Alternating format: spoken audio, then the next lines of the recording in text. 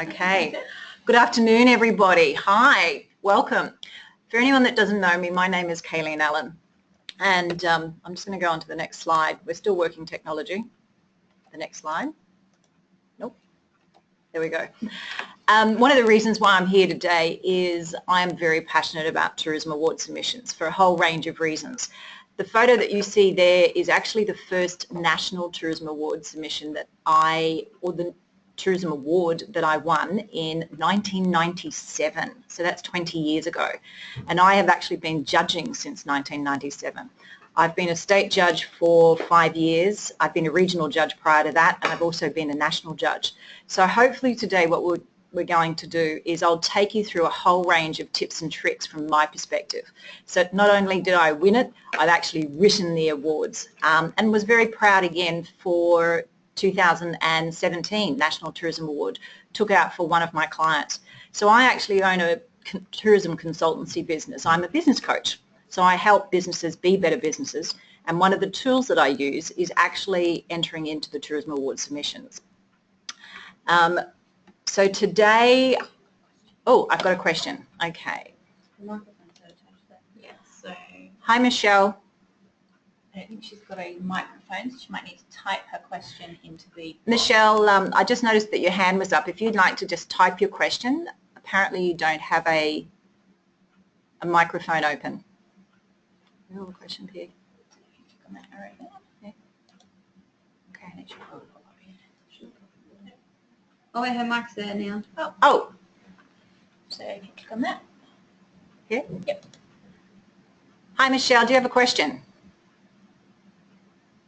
Michelle? Nope, Michelle's disappeared. Not a problem. Okay. We have, just to let you know, this particular PowerPoint presentation has over 100 slides on it, and I have done that purposely. I will be clicking through a lot of them very quickly. The session is 4 hours and it's going to finish about 5 o'clock. I have no audio. You can't hear me, Michelle. Just double checking. So the way that this is working today is that you will hear me, but I have everybody else is muted. It comes in and out. I would assume that's going to be your connection. Where are you from?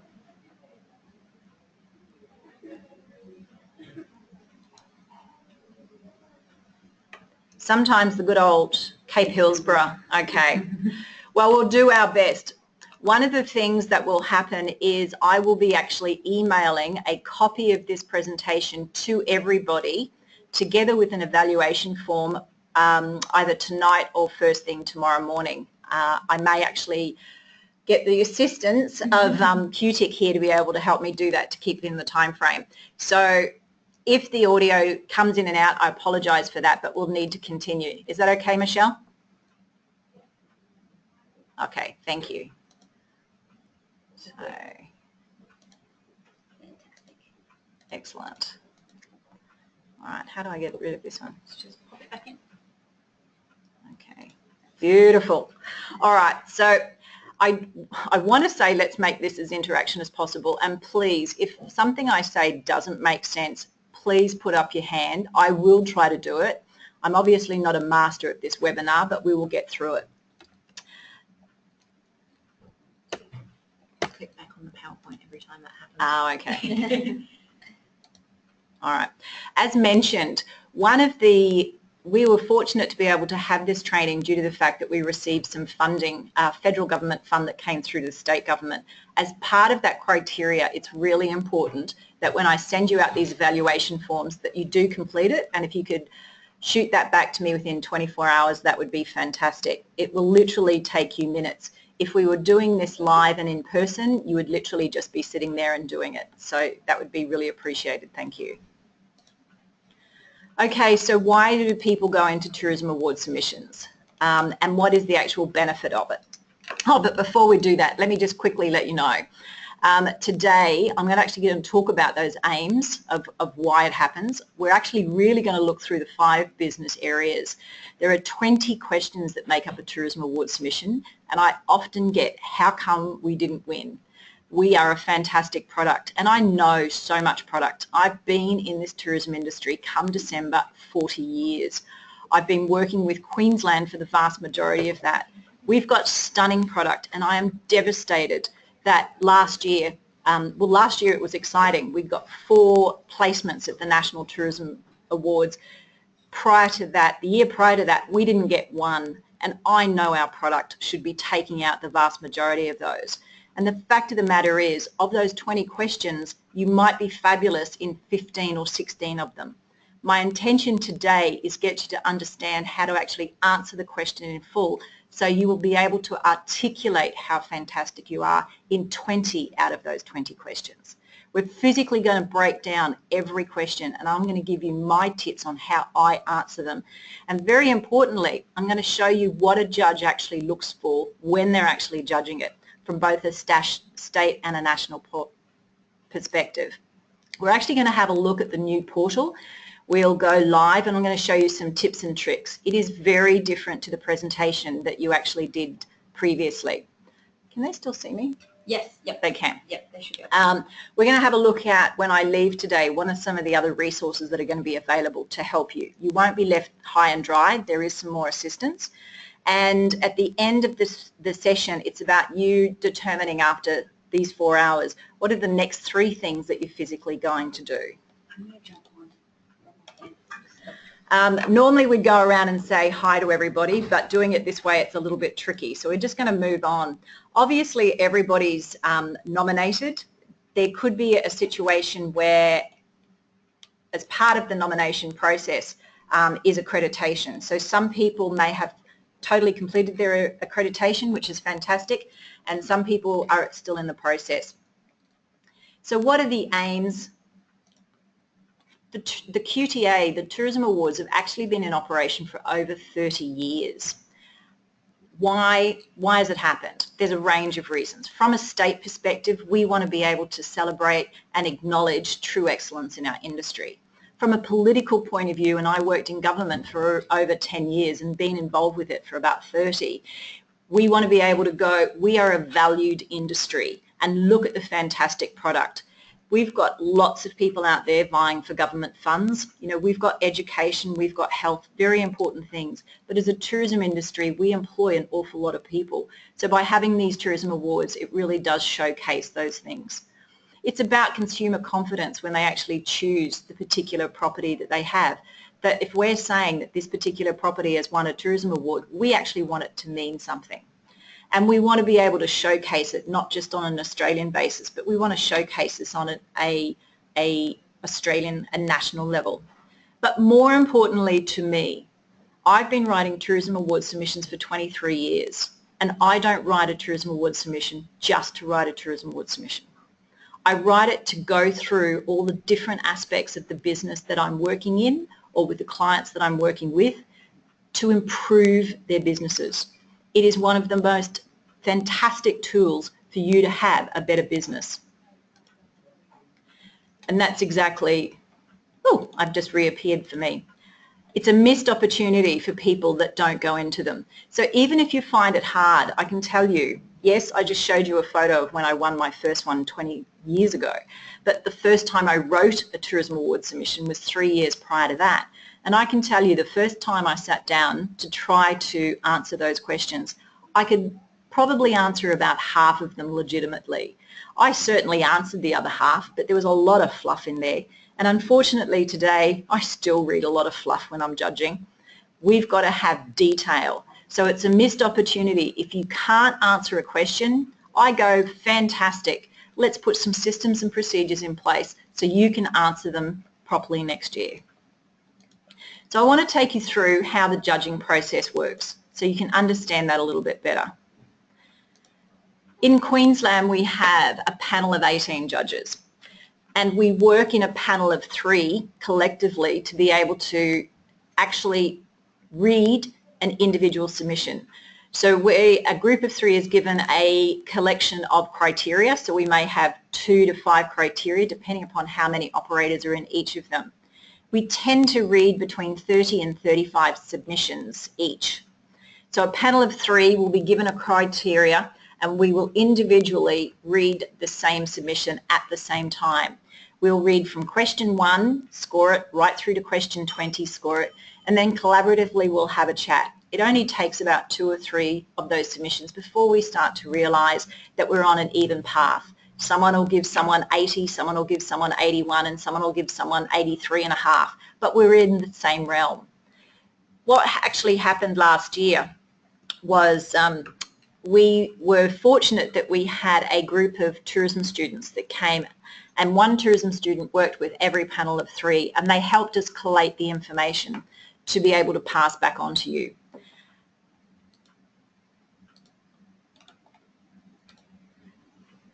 So this is how we score. If you answer all the questions, and I can guarantee that a vast majority of people don't answer the questions, and that's why they don't get placed. And that's one of the things that I'm going to take you through today, how to actually read a question and understand the various components of it. For you to win gold in Queensland, you really need to be achieving in that high excellent area. For you to be winning gold at a national, you need to be in that 18 to 20 points for every one of those 5 business sections. So every business section has between 3 and 4 different questions, but they're all valued at 20 points.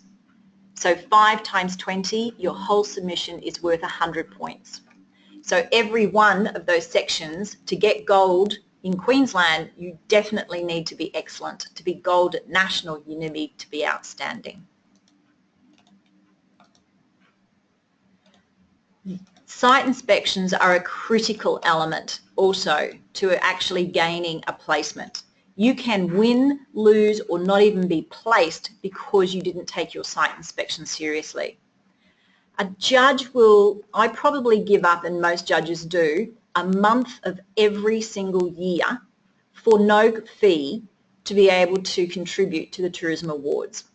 The judging process that I mentioned beforehand, where the 18 judges are in a room, we're there for 6 days, so 2 lots of 3. We're there from early in the morning to late at night judging. On top of that, we also need to visit various properties around Queensland. A couple of years ago I was given TNQ, and I think I had about 16 or 17 different operators that I needed to visit. Now clearly if every one of those operators was a full day operator, I wouldn't have been able to partake fully on their experience.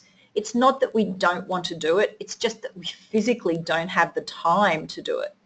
So one of those things, when an operator approaches you, a couple of things. A, try to be as flexible as possible and fit in with them. They can't be flitting upwards and back all the time. A, the cost is QTIC, and we can't afford that. And B, the judges themselves physically don't have the time. So if they say, I'm around these few days, try to work in. Don't say, can you come back 3 weeks later?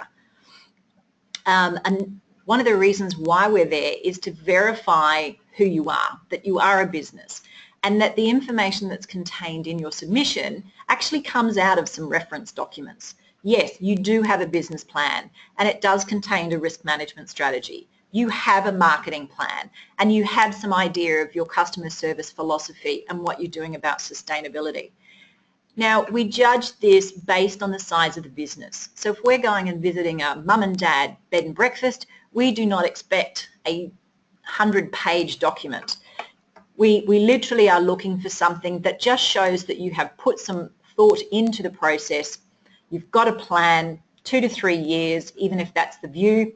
Bigger organisations, we're looking at least 3 to 5 year plans, and that's one of the things that we physically want to look at. We want to see that you actually have a business plan, and we want to have a chat to you and that you understand it. So if for some unknown reason you're not going to be there, or a senior member is not going to be there, staff need to be briefed, because as a judge arrives, they will be judging you from that moment. They'll be judging you on the arrival as it comes in, how the place is presented, clean and tidy. They'll be looking at the staff. They'll be looking at interaction with the staff and how they're behaving. All of that will actually go into their report. So when they leave, they will be answering about 20 questions on your business. Did you have all the documentation? Were you aware? Did you have sustainability? It'll be fairly broad, but they will be marking you. That'll be allocated out of 20. So that 20 will then be added, and I'll show you, onto your other score. Saying that, there are some categories that won't require two things. A, either won't require a site inspection, or B, if they do come to a site inspection, they won't be physically scoring you. And you can see those categories on your screen at the moment. So if you're one of those, it'll actually tell you that you either do not undergo a site visit or the visit will actually not be scored. And part of that is, you could have seen that it was festival and events. Well, most judges will not be visiting a particular region at the time of the event. It's only a couple of week window that we normally have, or a month of the year that we have to go out and do sites, and the events, for a variety of reasons, are held in the other 11 months of the year. So as you can see on this screen here, this is what happens. So 3 judges will score you. The mean of those scores will be averaged out, and that you will have the site inspection added to it to give a final score. So often what happens, as the 3 judges, we will sit down and we will know, because we have just judged all of the different entrants, we believe, or what we believe, is gold, silver and bronze. What happens at the end of that particular session is that the chair of the judging panel and the auditor who is in the room will come over and have a chat to us. We don't know the score visit at that particular point. They'll add it. And sometimes when we've gone, this is a definite gold, that gold has slipped back to silver because their site inspection wasn't high enough. So you can win and you can lose on your site inspection. Don't ignore the importance of it. So some of the changes that you need to note. Anyone that is entering specialised tourism services, and I note that there are a few of them out there, previously you could enter that and other categories. This year, if you choose to go into specialised tourism services, that is the only one you can go into. If you want to go into one of the other 27 categories, you can't go into specialised tourism. It needs to be as a standalone and is there to ensure it's a category for operators or businesses that don't fit all the others. Just for your reference, there is an RACQ People's Choice Award this year, which is different. This is separate to the QTIC judging and has nothing to do with our judging process. It won't open until actually after the submissions are due. But what I do suggest that you do is that you start to rally your troops and think about how are you going to get your clients onto this particular portal. So it's going to be run by RACQ through their portal. So I'd be starting to do a bit of a brainstorm. Are you going to do an email blast out to people, a social media blast? What are you going to do with blogs? Those sort of things to let people know, please choose us on the People's Choice Award. Here is the RACQ link. It's open tomorrow or the next day and it closes on a certain day. So just stay tuned on that. The Quantify Award, just bear in mind that there are some wording changes there, as there is with major festivals and events. You need to be very, very careful. I have still seen submissions years later that I know that they have copied from previous submissions because 1 or 2 words in the question has changed and they've just copied it from the submission, not directly from the criteria sheet. So my very first tip is don't do that.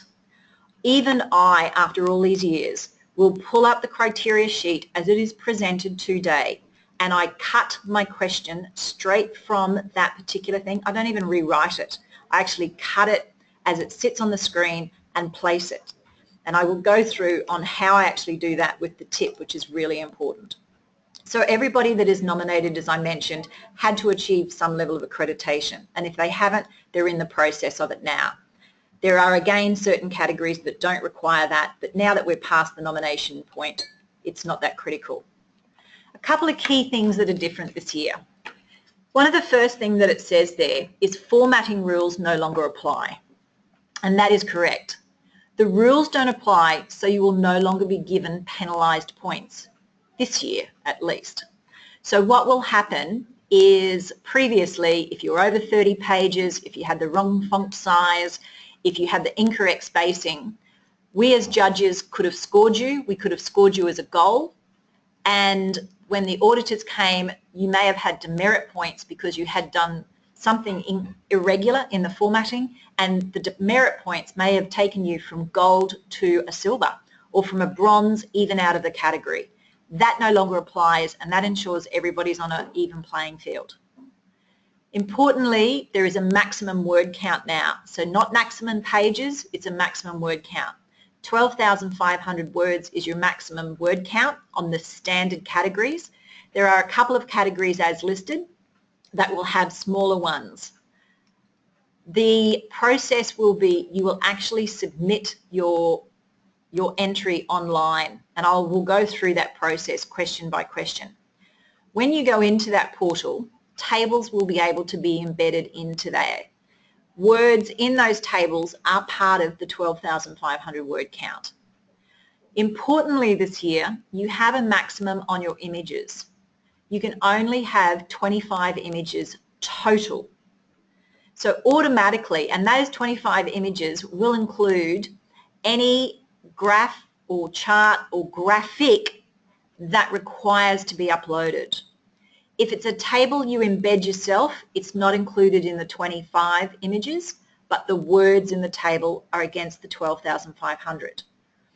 If it is a complicated graph that you choose to display as an image and you want to upload it, then that will come off your 25 images. Does anyone have any questions on that particular one there? Terrific. I'll just move on. All right, so we're now going to get into the nitty-gritty. You need two things to win a Tourism Award submission. You need a great product, and to win nationals, you need an exceptional product. But more importantly in this instance is we need you to articulate how great that product is across those 20 questions. And that's where a lot of you have fallen down.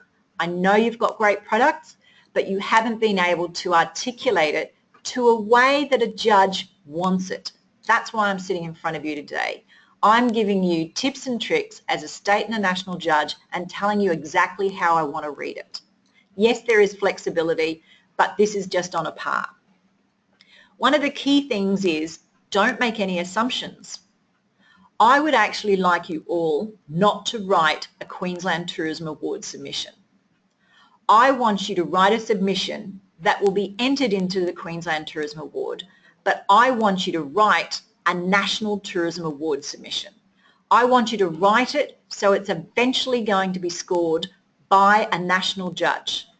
That national judge might be located in Kununurra, Western Australia, who has never been to Queensland, let alone where Mission Beach is, or where some of the outback places, or even the coastal places. It's very scary. A lot of people still have no idea the difference between the Gold Coast and the Sunshine Coast, which is north, which is south.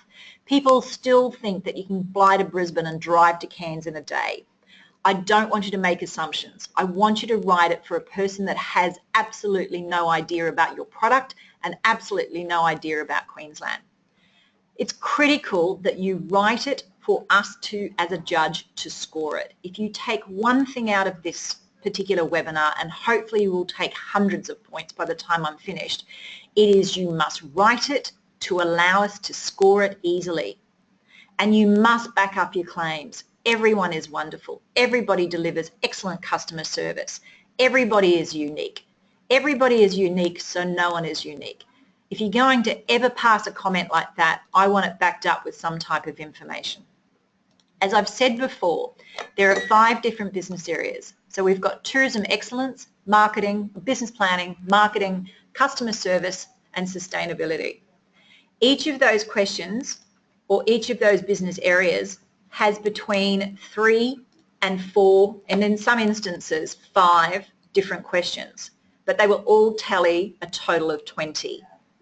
It's really important that you note the value of each question. When you're writing and you need to save some space, you go back and you go, this question is worth 4 points versus the next one which is worth 6. Maybe the 6 should have more information in it, so you need to cut down the material on number 4. It helps you with the allocation of how many words you might want to have a look at. So What are we actually looking for? Did the entrant actually answer the specific question? I know it sounds silly, but I'll go through it and I'll enlighten many, I think, as to what we're actually looking for.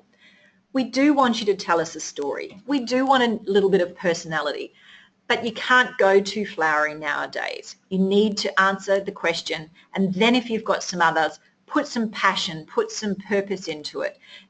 Send a little bit of humour. We read so many that it's fantastic when everybody is so serious and all of a sudden you hear a team start to laugh because someone's put in something in a jovial way. Make us laugh. It gives us in a good mood, and if we're in a good mood, we tend to want to score higher. But only if the information is there. Very importantly, we want to make sure that anything that you state is backed up with evidence, testimonials, pictures, photos, graphs, tables, case studies. Love a good case study. We'll talk about that. There's probably at least 3 to 4 different areas, questions that you should give a case study to. And what a case study is about is identifying an issue, identifying what you did about it, or taking the learning, and then what was the output. Risk assessment, for example, is a great one. A customer, when we get into your customer service area, that's a really good place to put in a case study. Obviously, presentation was really critical previously. And I can tell you now, presentation, even though it's in a portal, is still critical today. Probably even more so because it won't have that beautiful professional touch. Presentation will be critical to allow us as judges to be able to score you, and that's what I'm going to show you today. And we're constantly looking for innovation. And also, I understand it is incredibly difficult when you've been in business for 10, 15, 20 years to be innovative. But we want you to be looking constantly at trying to be innovative. So even if it's just fine-tuning what you do, it is an innovation in itself. So how do I start? Honestly, for 20 years, do not go back to your old submission. There is a reason why you may not have placed. Certainly if you haven't placed, do not go back to your old submission. And even if you did place, it's always really good to be able to start from scratch. I will tell you now that there are people that have won gold, from my point of view, that should have never been sent to nationals. In Queensland, someone can win a gold in the 70%. In nationals, you've got to be in the mid-90s. So we can actually nominate someone here as a gold and they've achieved a 70% or so status and they think they've done a great job. And on a whole, compared to the other submissions, they did. But they're not really gold material, particularly not on a national level. But because they won gold, they will automatically then go up to nationals. I don't want you to make that mistake in the first instance. I want you to be able to get into the high 80s, if not 90s, when you win gold in state, so you at least have a competitive advantage to go through to the nationals. So the first thing is don't do it alone. If you're a hotel, the way I've always done it, bring in finance, bring in marketing, bring in management, bring in someone from restaurants, housekeeping, the gardeners. If you're in a product, if you're even really small and you don't actually have a team, bring in one of your clients, bring in a professional that can help brainstorm these questions with you. Do not do it alone. And the trick there is someone else may not be, if you bring in someone from maintenance or gardening, they may not be able to understand 80% of the questions. That's okay. Other parts of the team members will be able to do that. But what will happen is they'll know something that you don't know, and that could be the difference between you getting gold at state level or winning national. Little things, innovations on what they've done from a maintenance point of view, things that they've done with the garden that you don't know. A lot of people that write this happen to either be owners or sales and marketing people of larger organisations. Do you know what your maintenance people have done? Do you know what your gardeners have done? Do you know what your restaurant has done in detail? Often not. So it's really important that you pull in a team. It's always good for someone else to look at a particular question from another point of view as well. Review the judge's notes from the previous year. Even if the judge hasn't gone into a huge amount of detail as to why your question, if they have flagged it as that there is something wrong with it, the flag is enough for you to go back and revisit it. So I personally do not start writing straight away. What will happen is you'll get too flowery, you'll get very emotional, and you'll have miles too many words. Then you'll have to go back and cut. What I always suggest that you do is that you do a brainstorm. So get your team together, do a brainstorm, and just write down dot points. I can guarantee that probably 80% of those dot points will be key areas in that question that I want you to jump out of the page, and I'll show you using formatting how you can do that. You need to be starting to collect data now, if not 12 months ago. One of the things that I suggest that you do is speak to your accountant, your finance department, or your bookkeeper, and let them know that once they get those books under control, you'll want a whole range of data. Not only will you want to know sales year on year, you'll want to know the month-to-month breakdown, so you can have a look at some of the key areas that you can actually report in your business plan. You want to start looking at what sort of images. You've got 25 images, you've got 20 questions. I would suggest at least an image would go into every question to be able to show to the judge the emotional component of what that question is. Now, I have actually got written okay from National. An image could be a collage, a simple collage. Don't make it complicated for the judge. So it could be two images that have been molded together, that when they're uploaded as one image. It could be when you're talking about accreditation, if you have 4 or 5 different accreditations, that you use the various logos in one strip and you put that together and it's uploaded as one. The same with awards and things like that. If you have won several awards over the years, you might put those logos into one strip and that's only one image. Do not upload just an award logo or just an accreditation logo. It is a waste of an image. I wouldn't suggest that you go and put 4, 5, 6 different images together. The judges won't get, because of the portal, they will not be able to get a clear picture of those. So I would probably stick to 2. You could probably go up to 4 if it's just logos. Just think about that and have a play around with it.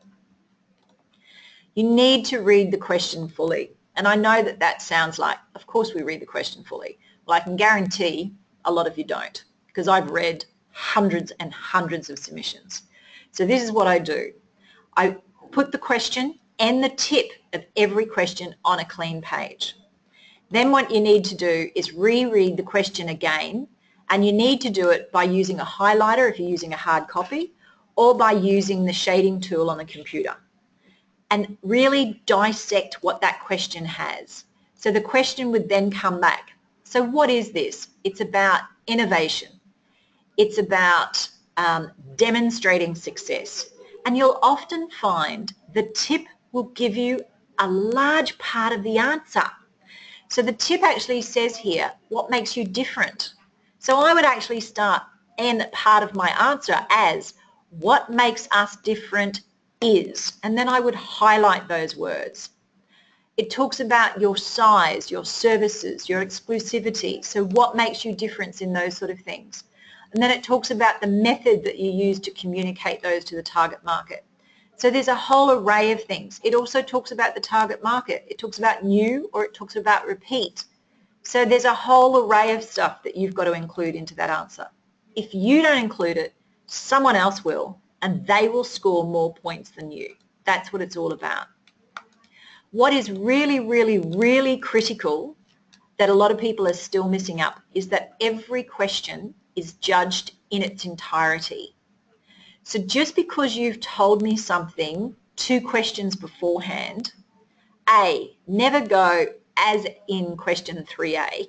Never do that. It really annoys us. If something was going to be that important that you wanted to write that, repeat it. The question can only be judged in its entirety. If I have read a fact somewhere else that would have been really important to that, I can't score you on it unless you put that information in that particular question. So don't assume I've told them that before, I've written it before. Put it in. But only answer the question that was asked. If you start to waffle, we start to lose interest. Yes, tell us a little bit of background, and that could be included in 3-4 lines, but if I'm reading 2 or 3 paragraphs of something that is extra over and above, it's just not going to get you the points. If there is something you want to tell us that is pertinent to that category and to that question, which is over and above what I'm about to show you, fantastic, but say it succinctly. Otherwise, we're not quite sure that you're on plot. And yes, it's really important that you spell check. It's just really, really annoying if it doesn't happen. We're trying to send you through to a national. We don't want spelling checks in something. Again, I mentioned the point scoring is really critical. Just be really noteworthy when you actually write the question, highlight the actual number of points that that particular question is actually worth as well. I actually put a couple of sticky notes, 2 in particular. Is this, as in the answer that you've just written, relevant to the question? Is it really relevant to the question, or do you just want to tell me a story? Did the question ask for this information, just asking it a different way? So the presentation, yes, we've said before, layout is not going to hold any demerit points, but layout is critical. So I just want you to imagine this. I'm judging. It is the 6th day of judging. It is the afternoon of the 6th day of judging, and I am tired. Some teams have finished and they may have already started to leave. I've read some really fantastic submissions, but I've read some really, really bad ones too. But I want to go out on a bang. I want to pick another national winner, not just another gold winner for Queensland. I want that gold to be so fantastic that it's going to take out nationals. So make it really, really easy for me to allocate those points to you. So never, ever, ever do this. Never provide a full page of writing to a judge without any formatting. What happens then is it means that you want us to try to pick out those 6 points without you being able to really highlight it for me. So as a simple test, without actually reading one single word on the next sheet of paper, there's got to be 6 points allocated to it. So without reading a word, it's in lipsum, so you can't make sense. Would you be able to go, there is 6 points worth of information there that is valid or not? Too difficult. Again, exactly the same words.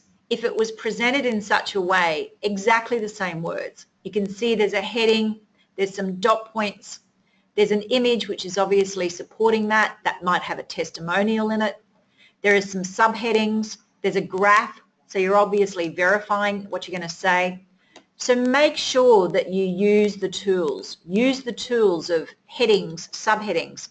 And what I suggest that you do is that you choose your brand colors and have a palette before you start. This is not necessarily, or this won't be, or shouldn't have to be, go off to a graphic designer. You're going to be doing this in a Word document. And that's my first suggestion. Do not write this in the portal. Do your brainstorming on a Word document. Do your formatting literally to a final document in the Word document. Cut and paste it from the Word document and insert it into the portal.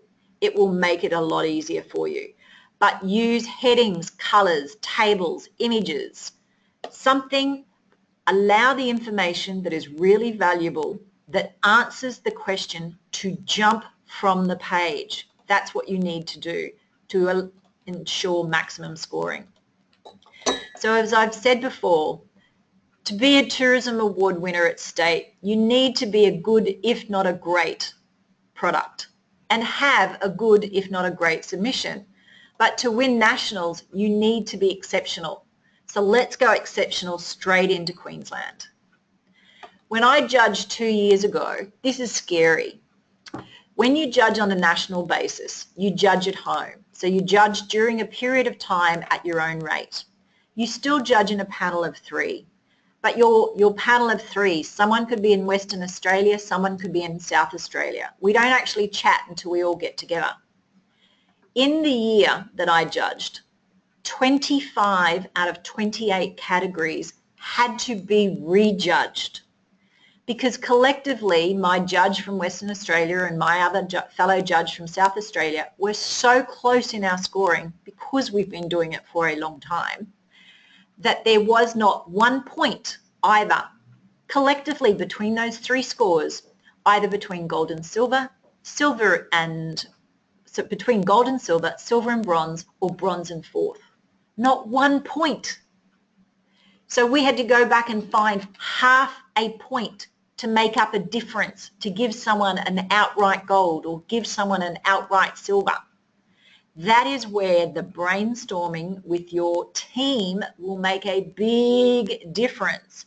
That little extra couple of dot points about what the gardener had said, or something from housekeeping, or a different perspective from one of your friends, can tip you over the edge and win you gold. So let's get down to the nitty-gritty. How do we do it? Okay, so previously I would have looked at choosing. We're just going to start from one. But before I go ahead, hopefully everybody has seen this document. I wasn't the original author. A lovely lady by the name of Louise Yates spent many months creating this document. And last year I rewrote it based on a whole lot of new rules. And again, it took longer than probably 3 Tourism Awards submissions to update it. So we've given you our tips and tricks. Use it. It's sitting there. The document can be downloaded in 3 different sections. So section 3 is literally about what we're doing now, answering the questions. So what I suggest that you do is that you download that, and after you've answered your question, go back to it or use it in the first instance as a bit of inspiration. You'll have this particular PowerPoint, you'll have that document, and you'll have the brainstorming from the group that you've done, and you'll be well and truly on your way to be able to do a good submission.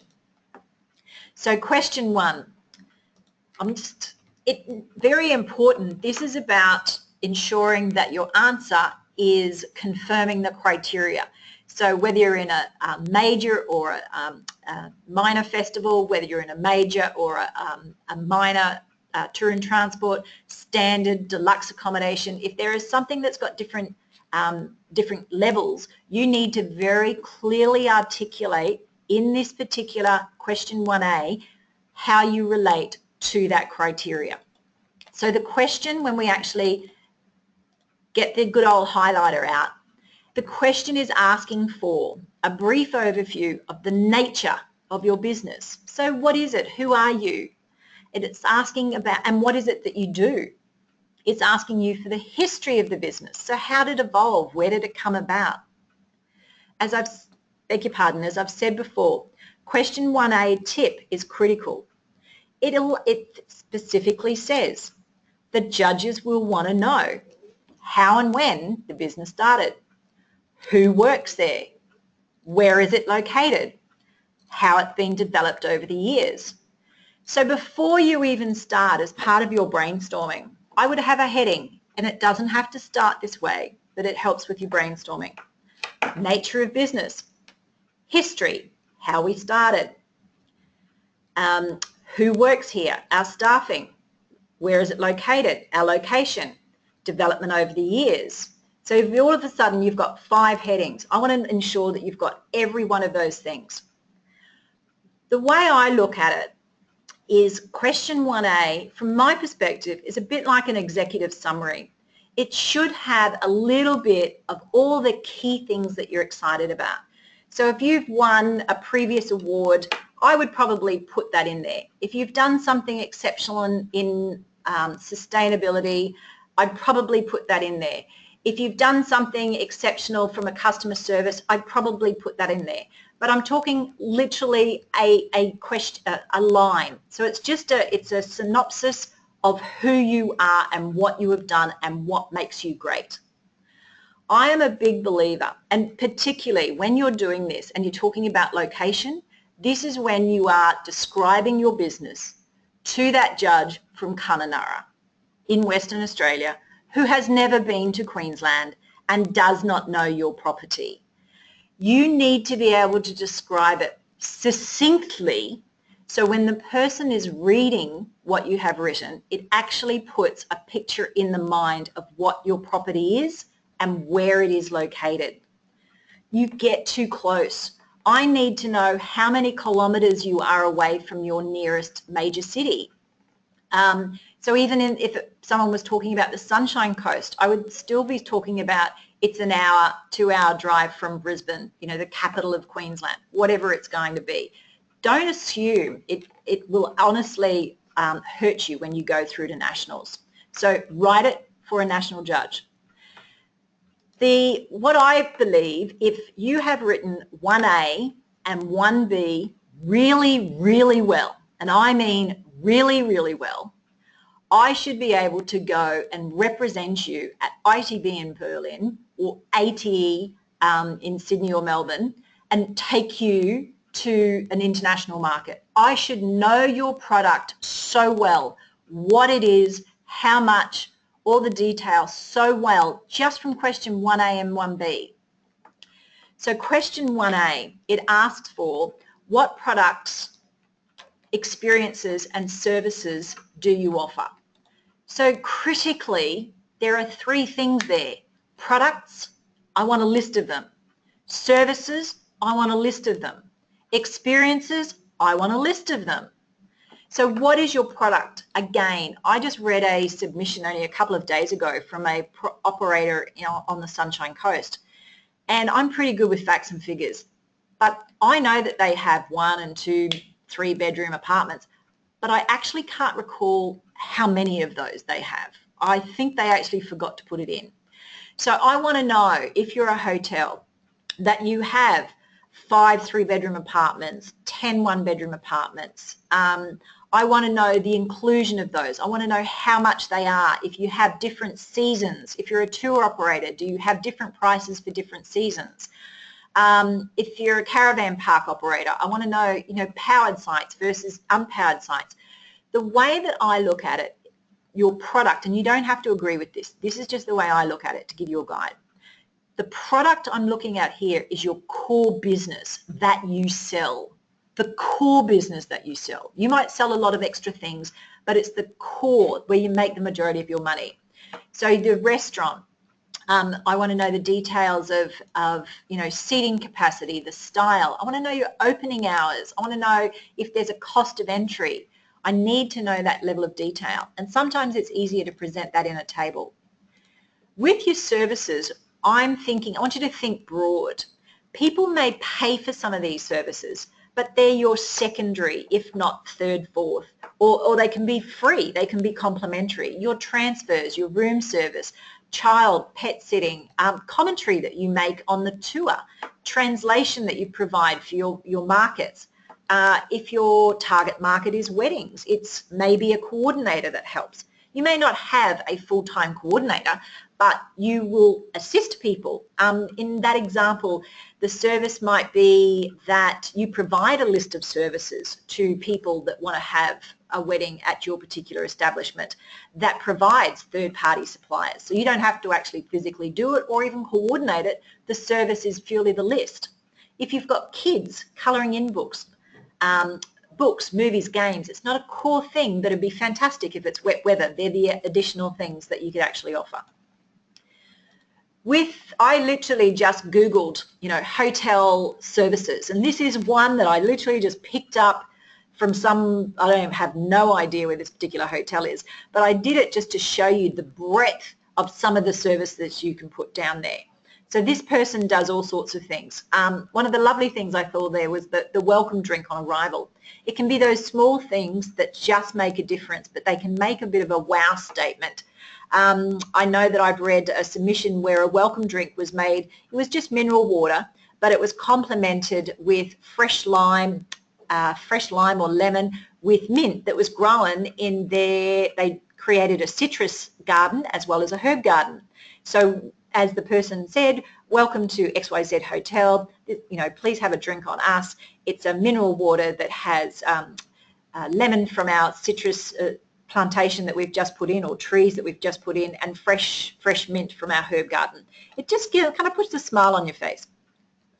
When we talk about experiences, a lot of people to me say, but we don't sell experiences. That's not how we sell our product. Well, a little tip, if you don't sell experiences, maybe you should think about it, because that's how people buy. With experiences too, every product, think of it this way, flip it. Every product has an emotional benefit. So take your product. People don't come to stay at a hotel. They come for some reason. It might be business. So the experience is professionalism. So that person will want Wi-Fi. They will want a business centre. They want attentive service. The experience might be romance. They're going there because it's anniversaries, getaways. It could be getting away from the children. It could be a wine and food experience. It could be if they're participating on some type of an outback adventure. The experience is exactly that. They're looking for adventure, or they're looking for escapism, or they're looking to find themselves. There's always an experience in there that you should be able to package up. So question 1C, it's about describing your commitment to excellence. It's part of your first question. Our commitment to excellence is what? You need to tell me what it is, not just that you have one. The tip says explain your values and philosophy. If you don't have values or a philosophy, I suggest that you start to write one and share it with your staff. So when we talk about values from my point of view, in a very simple way of doing it, is brand values. So what are the guidelines? What are the values by which your organisations, the principles by which your organisation abides? So there's always the clear things, which is honesty, trust, integrity, but it could be safety if you're a skydive business, or it could be a value, it could be entertainment if it's something that is really high in the product delivery. So think of it could be fun, it could just be fun, it could be adrenalism, it could be life-changing. What is the philosophy behind your commitment? What's the difference? And the question actually says, what makes you stand out? That is another component of your answer. What makes us stand out in relation to the commitment to tourism excellence? And then it also says, what about your accreditation and what about any recognition? That should be another heading. It can be as simple as just breaking your question down. But the important thing here is thinking across the business. So when we're talking about, everybody says we're excellence, we deliver excellence in customer service. That's fantastic. But what about your product? Don't tell us, what about how you even come about to doing product development? How about excellence as far as operational is concerned? Do you have policies and procedures in place? How about excellence in staff? How can you show me that? What is it that shows me you can't just make a motherhood statement to say we have excellence in staff? You've got to tell me what it is that makes what you do excellent for the staff.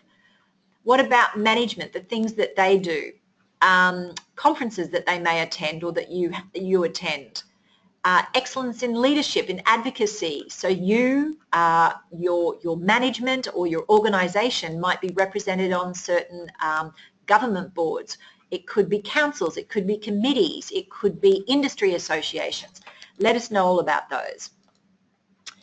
So 1D, describe your involvement in the tourism industry. The tip is really part of it. Describe your involvement with and contribution to the tourism industry, locally, regionally and nationally. So absolutely simply, before you start, I'm just going to do a quick sort of thing here. So if you were to just do a very quick involvement and contribution. So you have, it asks you here, local, regional and national. I would always tend to throw in state and maybe even international. So what I'm showing here is very basic, I can tell you. So as far as your brainstorming, you don't have to present it this way, but it is an option. You could have involved with, on a local basis. It could be Chamber of Commerce, it could be local tourism associations, it could be your visitor information centre. So how did you contribute? It could be membership fees, it could be advocacy, it could be attendance at those things. Regional, obviously you've got your regional tourism organisation that you're members of. State, please don't say you're a member of Tourism Events Queensland. I still read it to this date. They're not a membership organisation, but you could contribute and participate in a whole array of ways. The absolute minimum everybody should do, even if you're a bed and breakfast with only 2 rooms, is that you should be getting their statistical data so you can sign up to their emails. They have about 4 different email blasts that they put out, so it's signing up to those. So it's about education. That's how you're making a contribution, is to find out and to also contribute back feedback onto whatever it is that they're doing. From a state perspective, you're also members of QTIC. When you're putting in the memberships, I suggest that you put in dollars as well. This is the over and above, and it's really funny. Judges are subjective. You don't put it in, a judge will go, it could have improved if you'd put in financial. If you put in financial, another judge will go, financial wasn't necessary. My suggestion is, if in doubt, put it in. A little bit more is better with information, as long as it's still within the realm of answering your question. So state-wise, nationally, going back to state, so if you're working with Tourism Events Queensland, you could be participating, so contributing rooms or tours or transfers as far as for meals, those sort of things, and you could put an approximate value that you have done. You participate in the visiting journalist program.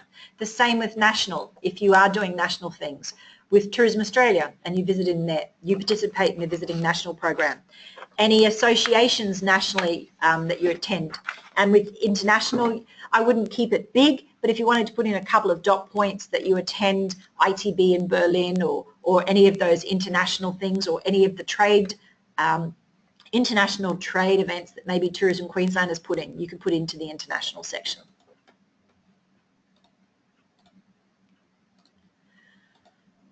Okay, so this is just a checklist. So think of who have I been involved with?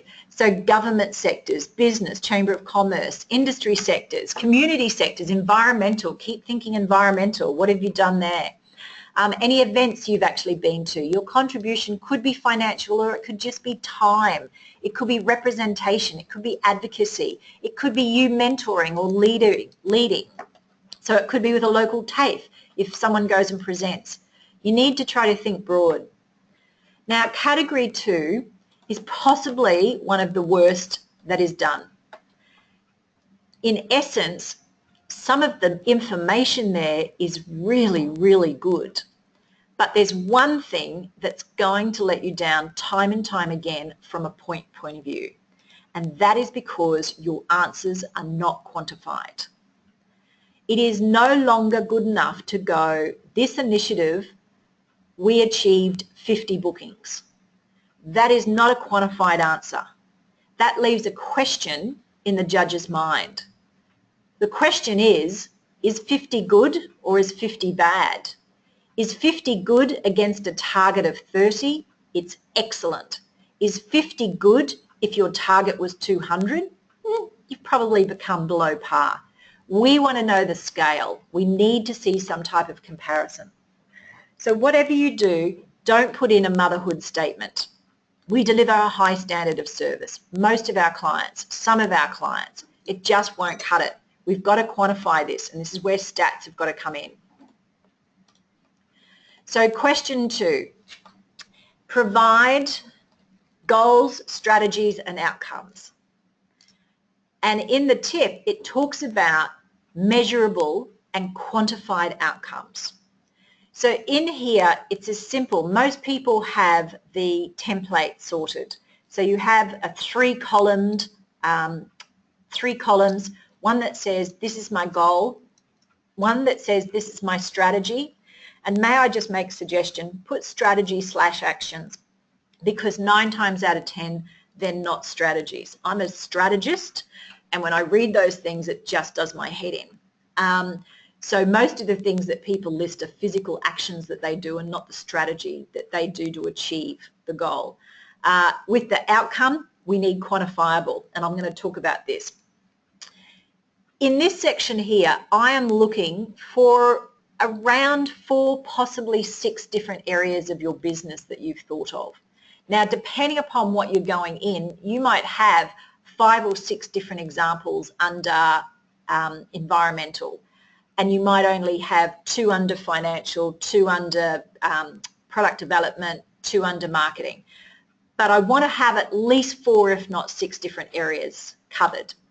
So think broadly across your business. Think human resources, what was a goal, product development, your packing, operational, administration, systems and procedures that you've put in place to streamline your business. Technical, the fact that you've upgraded your website or that you've gone through the cloud or Mozy or something. Environmental, I would suggest that everybody puts in an environmental section into their business plan, because if you don't, I think you're missing out on something nowadays, due to the fact that there is a whole section that is, section 5 is addressing environmental. So there's lots of things that you should be concentrating on. So there should be at least 1 environmental initiative in there. And the thing that's not listed in that particular thing is obviously financial. So what you're looking at financial is absolute minimum of revenue year to date. It could be quarter to a quarter. It could be a month to a month that you've achieved. So that's why I suggest when you look at your financials, you might see that there were 2 or 3 months that it really did peak. But at the end of the year, you might have only just been on par of last year. You might have been slightly below or slightly above.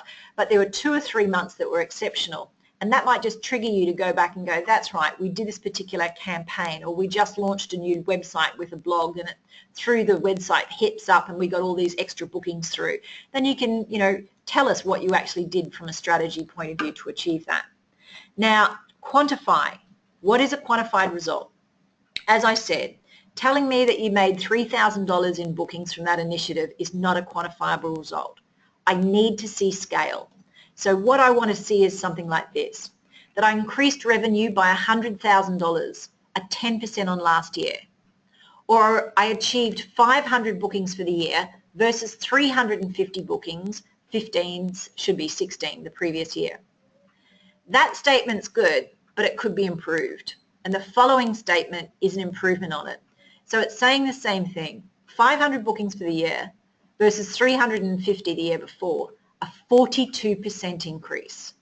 If you have anything that is above a 10% increase, I'd be putting that increase in there as a percentage as well, particularly if it goes up to the 20s to 50s or beyond, because it gives me a bit of a wow factor. Everything can be quantified. Even if you've just introduced a new initiative this year, when you wrote your business plan, you should have thought about, why did I want to actually introduce it, and what did I think I was going to get out of that particular thing? So everything should have had a target or a budget. So if it hadn't, I'd be thinking about what it should have been. So if something was new and you don't have figures from last year to go, we made this year versus last year, an X% increase, put it against a target that you should have selected or a budget that you should have had in place. Does anyone have any questions on the business planning section? Going along okay? All right. So innovation. This is exactly what it says. It's looking about innovation, new, improved, different to what you did. The way that I look at this is that an innovation, when you've been in business too, it can be quite difficult. And that's why I say an innovation can just be a fine-tuning of, whoops, one moment. Just got a question here from the last one, from Lonnie. Just one take back. Hi Lonnie, did you have a question on that? Lonnie? Lonnie asked, is more than 6 areas too much? So I'm assuming she's asking about the business planning. No, 6 areas, you could have 7 if you had 1 or 2. I would suggest that you have a couple of initiatives under a couple of those headings. I wouldn't necessarily have only 1 initiative under 6, but you can certainly do do anywhere between 4 and 7. Ensuring that it's pertinent to your business. So if you're a ecological business and you're going into ecotourism, I would assume that you should always have a financial, you should always have an environmental. HR is important, marketing is important. You really should have at least 4 to 6. If you don't, let me put it this way, if you don't, someone else will, and they'll score points that you don't. Think of it that way. So innovation, so even if it's something different, something that you do but you fine-tuned it, the fine-tuning is a component of your innovation. But what's really, really important to this question is the second part of it, which talks about how these innovations have improved the experiences. So every time you talk about an innovation, you should talk about the enhancement or the improvement to the customer service or the experience. The innovation, the improvement to the customer service. Now, not every innovation works. That's why we do innovation. We're testing it, we're trying it. So what I suggest is, if there's something that you've done and it's cost a significant amount of money or it's put a significant amount of effort into it, I'd use a bit of a research on why you chose it in the first place, what happened, and if it didn't work, that's fine. But put the learning down. You got to go, we went this way, we had great feedback initially, so we did this, it didn't work for us. Our learning was we did it at the wrong time. So we're going to fine tune it and we're going to do it at a different time of the year because we've done more research and it says that doing it in winter is going to be far better than doing it in August. I want to know that you've learned something.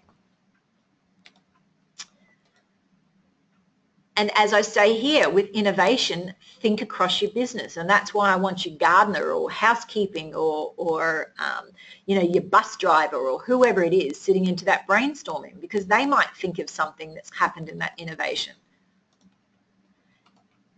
So 2C, what investment has been made into staff training and development? So training and development. Training can be more formalized, development can be improving that person's skill levels, but it could be done on the job. So it could be on the job training. The tip talks about the commitment to training. So you should have some type of philosophy to training, a commitment to training. I don't want to know that you've got one, I want to know what it is. And a very important component of the tip says, how do you ensure that you and your staff gain the correct knowledge and skills? There's a very, very specific thing here. If you go back, when you're determining the person you want to employ, you should have a detailed job description of what that job is and the skills required of the person you're about to employ to fulfill those. So it goes back to recruitment is part of this answer.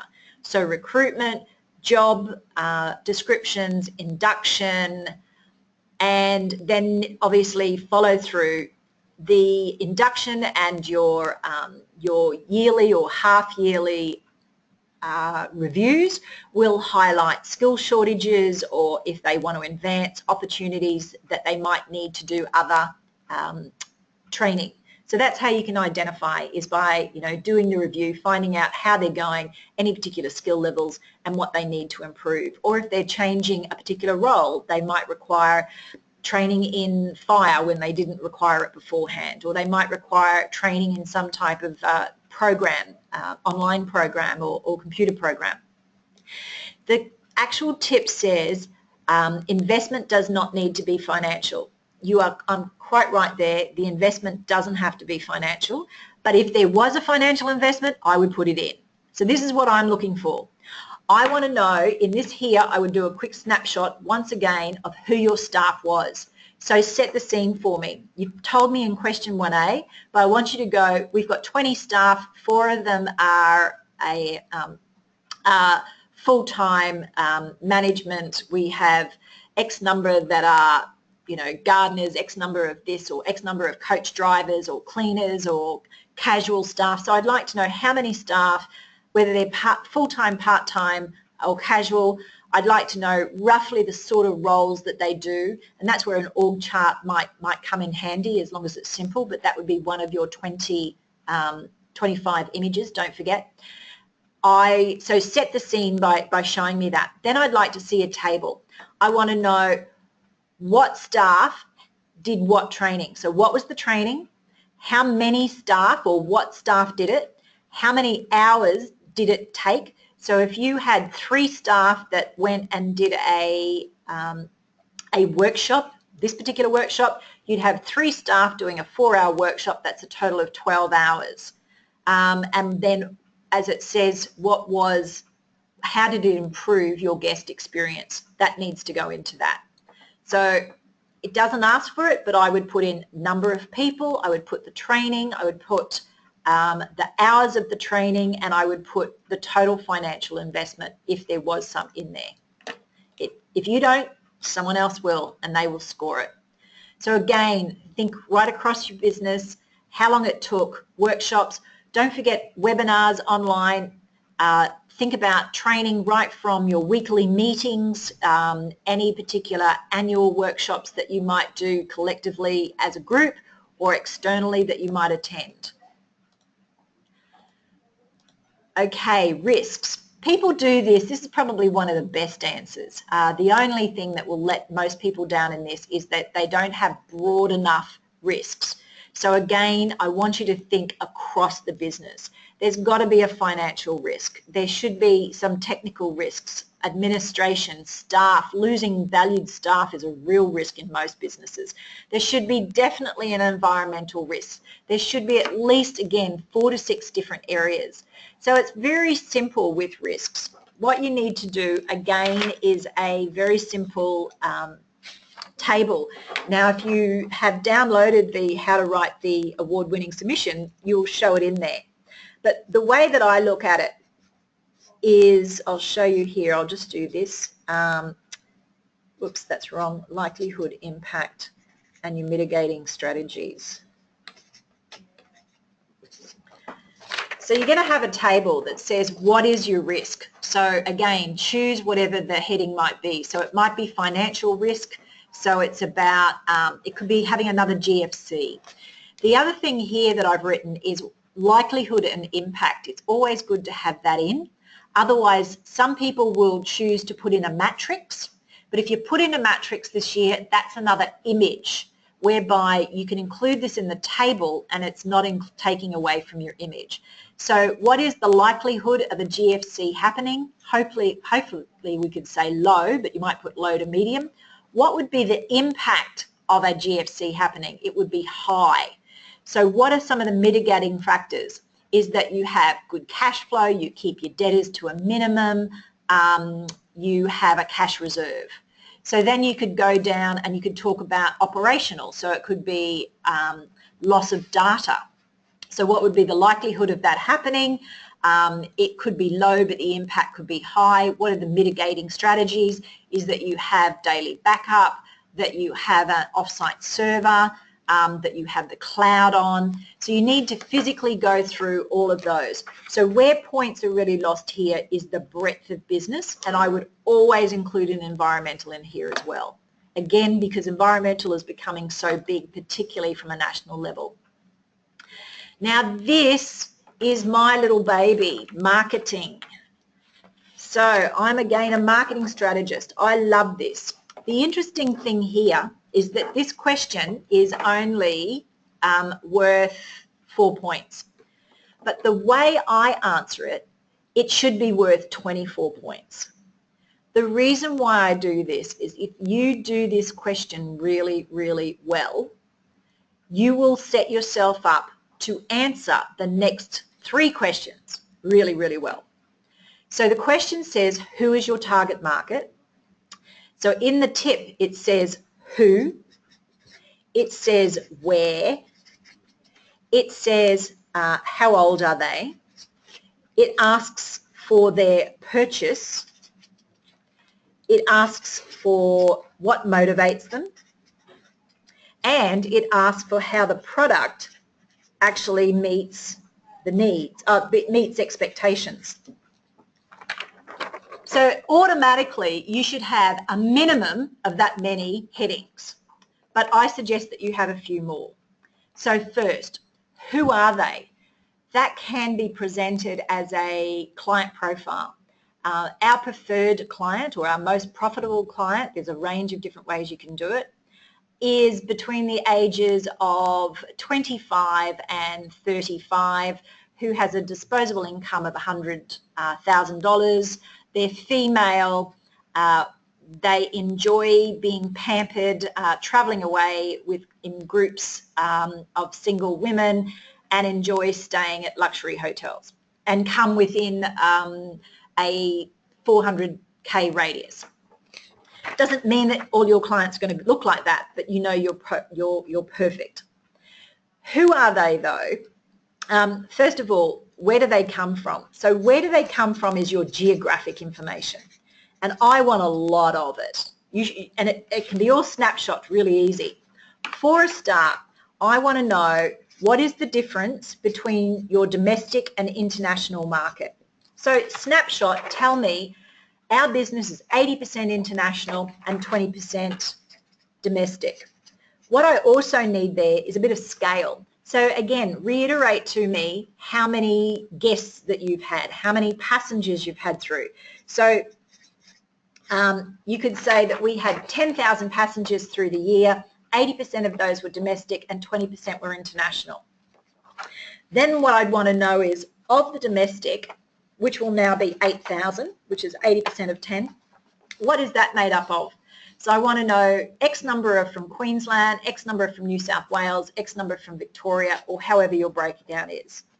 I then want to know the same for the international. So of those 20%, which will be 2,000, where do they come from? I want to know what your majority breakup is, whether it's UK, Europe, whether it's China, whether it's Japan, US. I want to know the percentages down there. It then says demographic, how old.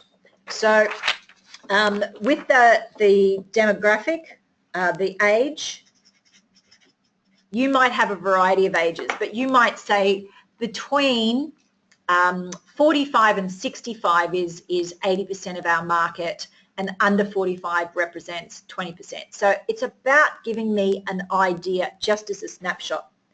One of the critical things that's not mentioned there that will help you down the track in answering further questions is talking about travel party. And what I mean by travel party is, do they come as families? Do they come as singles? Do they come as groups? Now, people get things combined. So keep your geography, where they come from, and your travel party separate. So I want to know, of all the people that come to you, how many come in families if it's relevant, how many come in groups, how many come in couples, how many come in singles. So another part of the question says, how did they purchase their travel? So this is booking source, another way of saying that. So what I want to know there is, of all the people that come to you, how many purchase direct versus indirect? So you will give me direct versus indirect, if that's going to be. So of all the people that you get bookings for, 80% come direct and 20% come indirect. So then I want to know, what does that mean? So direct means we get 80% of that via our website, 10% walk in, and the other 10% of bookings that we receive are via email or the phone, or however your breakup is. The indirect could be online travel agents.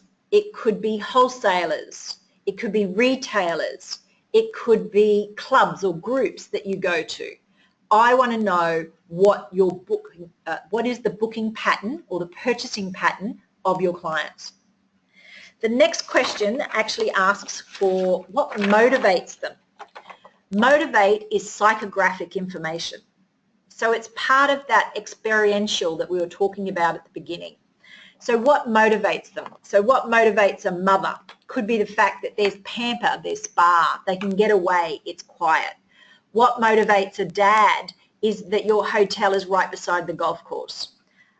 Motivations could include, you know, quiet to noisy to thrill riding, jumping out of an airplane. What is the emotional component that they want to get that brings them to your business? And then the next part of the question says, how does your product meet their expectations? So one of the things you would talk about is that you ask them, does it meet our expectations? So touch points along the way, you're gauging it at every different touch point. You could formally get it by getting them to complete a questionnaire. And if you do complete questionnaires, one of the things that I suggest is not only get them to rate, how was check-in, or is to give a question that says, how was the overall experience of our product? That will give you a customer satisfaction rating. You could get, how does your product meet their expectations? They come back. You have a high repeat. How do they meet expectations? You understand their market. Your business is constantly increasing. If your business is constantly increasing, you're obviously meeting their expectations because they love you. Another way of being able to do meeting expectations is they want to tell their friends and family about you. So again, if you have a questionnaire, 2 key questions you should have on it is, what is your overall rating? So from 1 to 5, 5 being excellent. And would you refer our product to your friends and family? Yes and no. You add up all the yeses and you will get 90% of our people, based on a sample, have told us they will refer our product to friends and family, which obviously meets your product, meets their expectations. So a simple question like, how is your target market, which is only worth 4 points, has a lot of information for it. And this is why you'll use some of that now. So question 3B, how do you know that your product meets the needs? So as opposed to the previous question talked about expectation, meets the needs of your target market.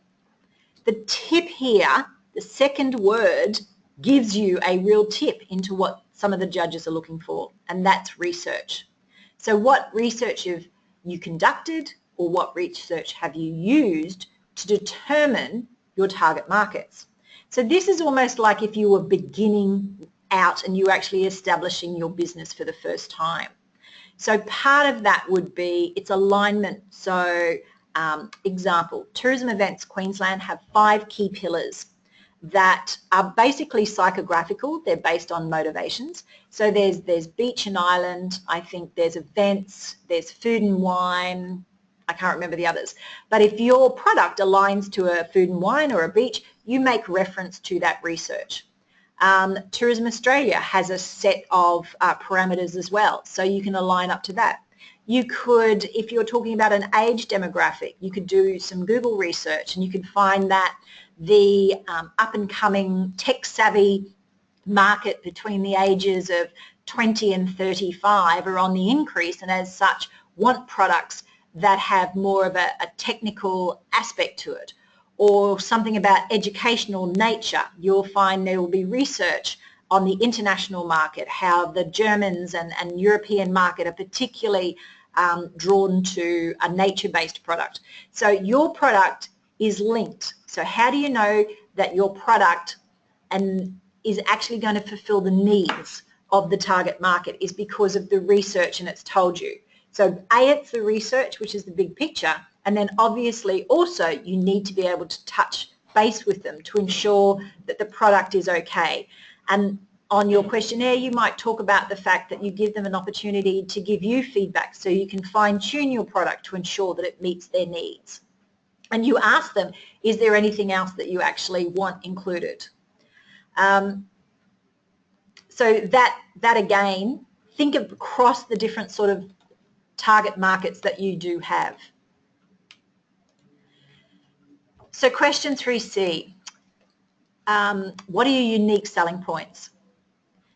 Everybody talks about being unique. It's really interesting. Now, some people try to put in 20. Very few people have 20 unique selling points. You're lucky if you have 1 or 2. So I'd make them very clear. The second part of the question talks about how you demonstrate that and communicate it to your target market. So try to, and again, target markets might be different. So you might have a family market, So it's not just target market across the board. That's why question 3A was so good. So if you know you target market from a age demographic, from a travel party, so there could be different communications. For example, if people are a lot of self-drives as a component of your target market, you might target motoring guides. Yes, you might also have your website, your Facebook and whatever else, but if you can show something that is a direct link to your target market, that you might do PR or stories or do journalists from those sort of targeted markets, that is a really good way of being able to show very succinctly how you target or communicate to those target markets. The tip tells you what makes you different, and it says, think about your size. Is it big or is it small? The fact you're small in amongst of big properties might be the difference. The location, just bear in mind a lot of people have some beautiful locations. So beachfront location doesn't necessarily make you unique. It probably needs to be that with something else. Sometimes to highlight the unique, you need to show your competitors. So what makes you different from your competitors? So yes, we are beachfront, but we're also 5-star, of which within our precinct we are the only 5-star property or only one of 2, but we also have the added bonus that we cater for the Chinese market and have a Chinese reception person. So you really have to define your point of difference here. And as I said before, yes, when it talks about communicate to target markets, you can talk about all the social media and whatever else, but think about a few of those target markets that you did such an excellent job in highlighting in 3A, and think about different ways you might communicate. It could be through imagery, it could be through storytelling to a different set of target markets. Okay. So this question is again about marketing, but it's about innovative. And I know you've been around for a long time. You've been in business for 15, 20 years. Social media has been around forever now. It's not really innovative. What I say here is innovative to you and point that out. So you might state, we understand social media has been around a long time, and yes, we have Facebook, and yes, we have a range of things that we do there. But we specifically, and if you write this word down, this is what I'd say, particularly with marketing, but we strategically chose to develop a profile through another one of the social medias that you haven't used before. So it might be Instagram or something like that. So you haven't used it before, or you have but only like, but we strategically chose to raise our profile through Instagram, and we did that by bringing in a professional photographer and having these wonderful images, and we achieved, and the second part of the question, demonstrate the success, and we achieved 5,000 or 20,000 or whatever it is against our target, because it's new, of 30,000, a 300% increase or whatever it's going to be. Make sure this answer has got quantified answers exactly the same as your business planning one. People lose a lot of points here because they just give us, that initiative gave us 300 bookings. It's not good enough anymore. It's 300 bookings versus last year or against a target. Don't forget also that this doesn't have to be year on year. It could be an initiative that you did for a winter campaign. It could be an initiative that you did for a sector of a market that has a growth in, we strategically chose to go after the Victorian market.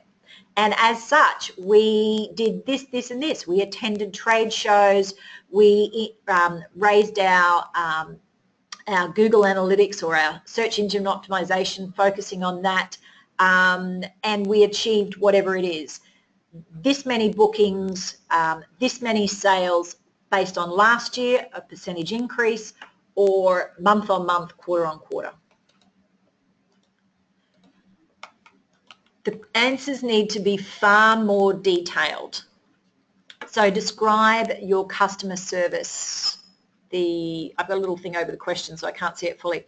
So this particular question is talking about, the tip says, systems and procedures you have in place to deliver outstanding service. So one of my headings would be systems and procedures, and then start to list what exactly they are. Another part of the tip says about making you, how do you make an effort? How do you make an effort to understand their needs, to welcome them? So how do you understand? So it could be culturally, it could be racially, there could be a range of understanding. You've attended a Chinese market briefing, there are keywords that your staff have shown. How do you thank them? It could be a range of, obviously all staff are going to thank them at various touch points, but it could be an incentive when they leave to offer them to come back, a referral system that you put in place. Break the question down. So describe your customer, I'm not sure whether it's philosophy and values. So make sure you have a customer philosophy. Make sure you reiterate those customer values. Even though they were asked for about 4 questions before, you must put them in here. Okay. It's interesting. When I mentioned before, people are still cutting and pasting from last year. I had a client with me when I was in Cairns only a few weeks ago. And I had actually written a submission that took out gold, and they didn't win gold, and they were a little upset. We were going through this particular question, and I was talking. The question says, explain how you provide specific needs. And she said, no, that's not the question. The question says special needs. And I went, that is what you might have written in your answer, because that is what the question was about 5 years ago. But the question changed. But whoever's been writing it has been entering the same category year on year and just cutting and pasting the question from the submission. And it had changed on the criteria form. And the difference between specific and special is quite specific as such. When they talked about special, they were literally looking about mobility, language, religion, all those things which still need to be covered. But this is it's worth 5 points, and this is a really exciting question to be able to answer if you go back to your target market, because every one of your target market has a need. If your target market is family, there is a need. If your target market is couple, there is a need. The need might be romance. The need might be privacy. If your target market is sporting, it might be storage of sporting goods. It might be a transport service to wherever it is. If your target market is a particular age group, it might be technology that they're looking for. It could be entertainment they're looking for. Go back to question 3A that you answered really, really, really well, and think what is the need that target market has. Everyone has a need. People don't buy a hotel room for a hotel room. It could be comfort. It could be location. There is a need behind every one of those products.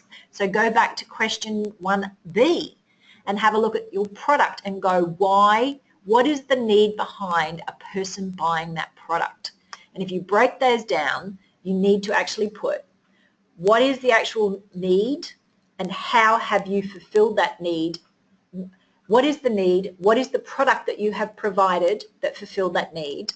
And then what is the emotional experience that the person gets out of you fulfilling that? So that is how you'll get your 5 points there. So in the tip here I've shown you, go back to your target market, families, elderly, honeymoon, venturer, corporate, every one of those has a need. Okay, so this is about describe how we measure and identify areas of improvement around the customer service. So the tip tells you what processes do you have in place. So it's 2 things here. It's about how do you measure the customer service and how do you identify areas for improvement. So there's 2 different headings for a start. One of the subheadings should be the processes that you have in place to measure and the processes that you have in place to identify the improvement. So there's a heading and a dot point for two things already. The question then goes on and talks about how your customer feels about the product, and it talks about feedback forms, social media. It says here, consider providing a case study. If it ever says consider, my recommendation is that you put it in. If you don't, someone else will, and they will gain the points that you don't.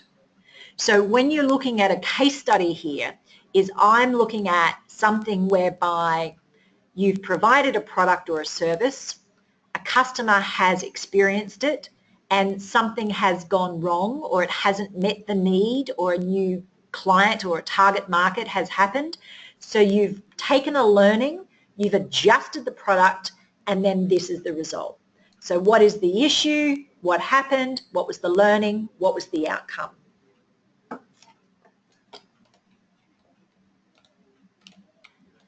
So here, what processes do you have in place to respond to customer complaints? The tip here is the second word. What processes do you have in place? I don't just want to know that you respond to customer complaints. And first of all, everybody will tell me we don't get very many customer complaints. I hear that all the time. That's okay. Put that in and let me know, and give me scale. So we had 10,000 passengers and we only received 20 complaints, which is only 0.1%. Or we had 200 clients and we only received 1 complaint. So give me the scale of the volume of your business versus the level of complaints that you do have. When it asks about what processes do you have in place, a process is normally something that is like a step. So we have a process, we have a 6-step process, we have a 4-stage process.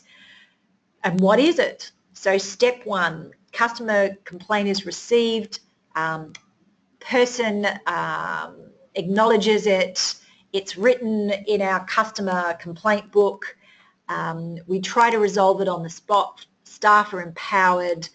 If they can't resolve it on the spot, they have to refer it to management. Guests are kept in the loop. So what is the step by step by step? The second part in the tip actually says, explain how you respond to each of these different communication channels. So the second part of the question, first part is what is the step? So physically, what is it you do? Who does what? When do they do it? How do they do it? Second part of the answer is about, so if you received a feedback in person, would you make any changes to that? If you receive an feedback via phone or email, would the procedure be different? If you receive feedback via social media, would it be different? And I can tell you absolutely on that instance. The first thing I always say when anyone has negative feedback on social media, my recommendation is we always get it offline. So if someone's had their rant and their rave or whatever it is, or had some constructive comments, you acknowledge it and you acknowledge, Mr. Smith, I understand that you're obviously unhappy and you've got several points. Please contact me directly. Here is my phone number, here is my email, or in turn, if you supply yours, I will contact you within the next 24 hours. So that's one of the first things you try to do, and that needs to be explained in difference to if a complaint is received on the spot, in person, or via email, etc. So 2 critical elements of that question. So we've only got 3 more to go, and then I'll show you the portal. So this question, 5A, demonstrate how you contribute to the local economy. So that in itself is talking about dollars. This question is all about dollars. So explain how your business financially contributes to the local economy. Now it tells you the first 2 tips, and if you don't put these 2 in, you're being really silly. One says your local purchasing. So if you don't have a local purchasing policy, I suggest that you go and write one, put it in your business plan and talk about it in this submission. Now, local can be subjective and it needs to be relevant to your business. Clients that attended in Cairns drove, in Townsville, drove 5.5 hours for this webinar. Now they live out at Ironsley. There is no local for at least about 5.5 hours, which is the reason why they came to us. So they have to expand their local to a parameter of X number of hundred of kilometres. So my suggestion here is determine your local. Is it the city that you're in? Is it within the region because you have certain complex things that require shipping from larger communities that your local area doesn't have? Give me perspective. The next part of that tip talks about employing locals. So again, as a dot point, let me know that you have 20 staff, X number of casual, full-time, and what that total employment bill is. Now, I don't care whether it's 20,000 or 200,000 or 2 million. It's relevant to the business. The question and the tip is asked for it. That needs to go in as an absolute minimum. But that's not going to give you 6 points. So you need to start thinking around a whole array of things. So think about where you pay money. So if you rent your property, rates through to the council certainly contribute to the local economy. Leases that you might have on office equipment or those things. Cars. So who do you purchase your goods from? And what I suggest here is you actually give us an idea. I would be listing, the top 10, top 15 different expenditures. Everything from where you get your uniforms from, to where you get your office equipment, your furniture, your vehicles, whatever is relevant to your business. You can also be a little bit creative here and talk about financial contribution and think about the packaging that you might do or the advertising that you spend and possibly link it to the overall financial contribution. But you have to put yours in. So we spend $20,000 advertising locally with our Regional Tourism Association, who puts in another $200,000, and collectively as an industry we have a $500,000 campaign which helps bring in 3,000 passengers to our area. Now I'm not saying put that in, but if that is relevant to your small area and it makes a significant difference, put that in as well as if you've got space. But make sure you put in all the other detail first. So question B, demonstrate how your business benefits the local community. So this is different as opposed to dollar-wise. Saying that, it doesn't mean that you can't put dollars into this question. It just means that this question isn't all about dollars, where question 5A is. So the tip again is really good. So it talks about social benefits. So you could think their social benefits could be educational, they could be environmental, they could be, when I talked about educational, it could be things like, speaking or training at TAFE or work experience with high schools, bringing on apprenticeships. So think broad. It gives you some examples about supporting local businesses. So you might be member of local associations, you might cluster group, you might cooperatively package. It talks about your charitable donations. Now everyone's going to do the charitable donations. It could be to the local school or the hospital or whatever it is. Let me tell you or suggest that you take it to another point. If you know that you gave away 5 $100 vouchers to X number of charities, you could put down that we gave $500. But if you could state something along the line that of the 5 or 25 staff that you have, a third of them have children at a local school, so there's connectivity, you support that school and you've given them a voucher that's worth $100, you need to say this succinctly obviously. That $100 was put into a raffle that raised $3,000 that went into buying X number of new computers. You could succinctly put that in, but the benefit to the community, A, you've got staff that have obviously got children that go to the school, there's a linkage and you're supporting that, and your $100 turned into $3,000, which bought community facilities through the laptop. I know it looks like it could be a stretch, but that's where you need to go to win gold at national, and that's what I want you to do. So I want you to win gold at state, which will take you through to national. So think of exactly what the actual question has, and then think beyond. How could you take that? It's still got to be relevant. It's still got to be in context. It's still got to be within the perspective. But just think, none of that was a lie, but it just shows the real benefit to the community. So as I mentioned, think about, whoops, here we go. I'll just go back, sorry. So as I said, think about the community groups you're involved with schools, TAFE, any universities, whether you've lectured there, whether you've had students in on work experience.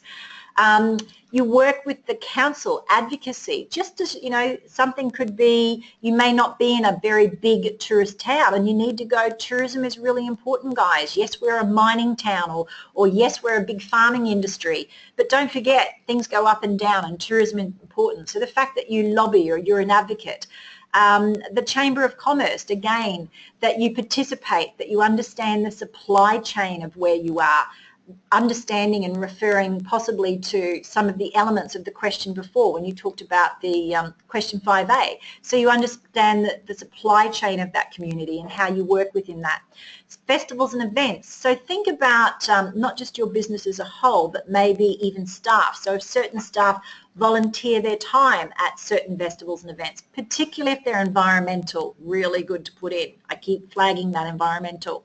It's a key thing when it gets to nationals, because it's that thing that businesses don't always do, that we're looking at that next sort of level. So it could be management that are represented on certain committees and whatever else that show leadership and advocacy, training, committees. So again, I've given you tips there to have a look at it.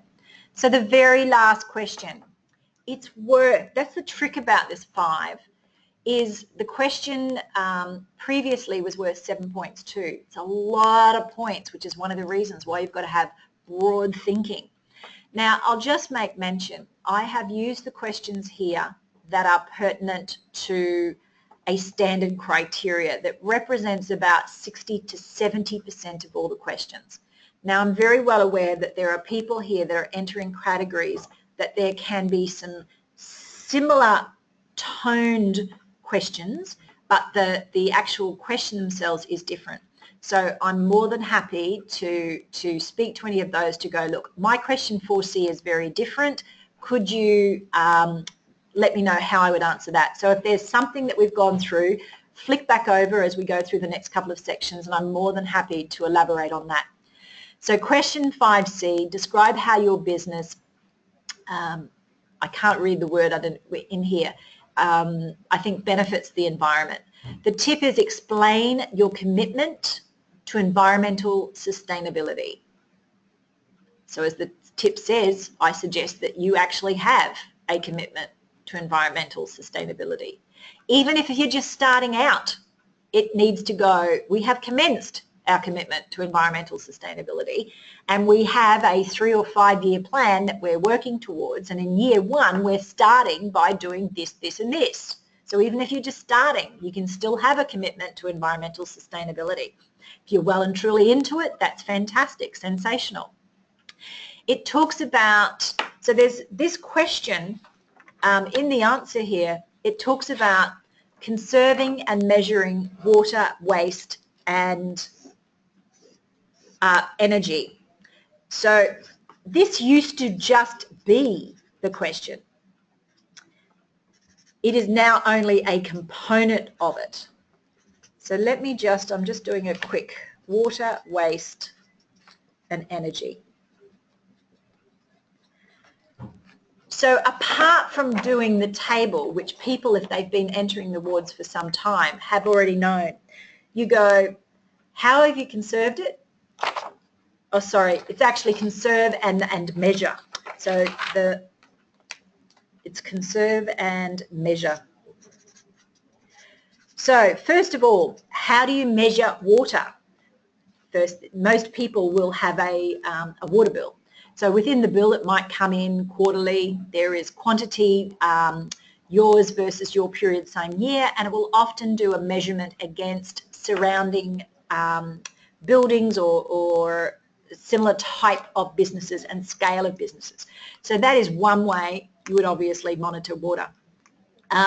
Monitoring water could be the fact that you have tank water, and in times of drought you actually measure it by the times you physically had to actually refill it. So that is a capacity of measuring. The conserving though, your standard things that you'll be looking at is, water, it's always your taps and your showers and those sort of things, making sure your hardware. Conserving your water is you might have tanks, you might have bores, you might have stuff on your land that allows you to become water free from town resources and those sort of things.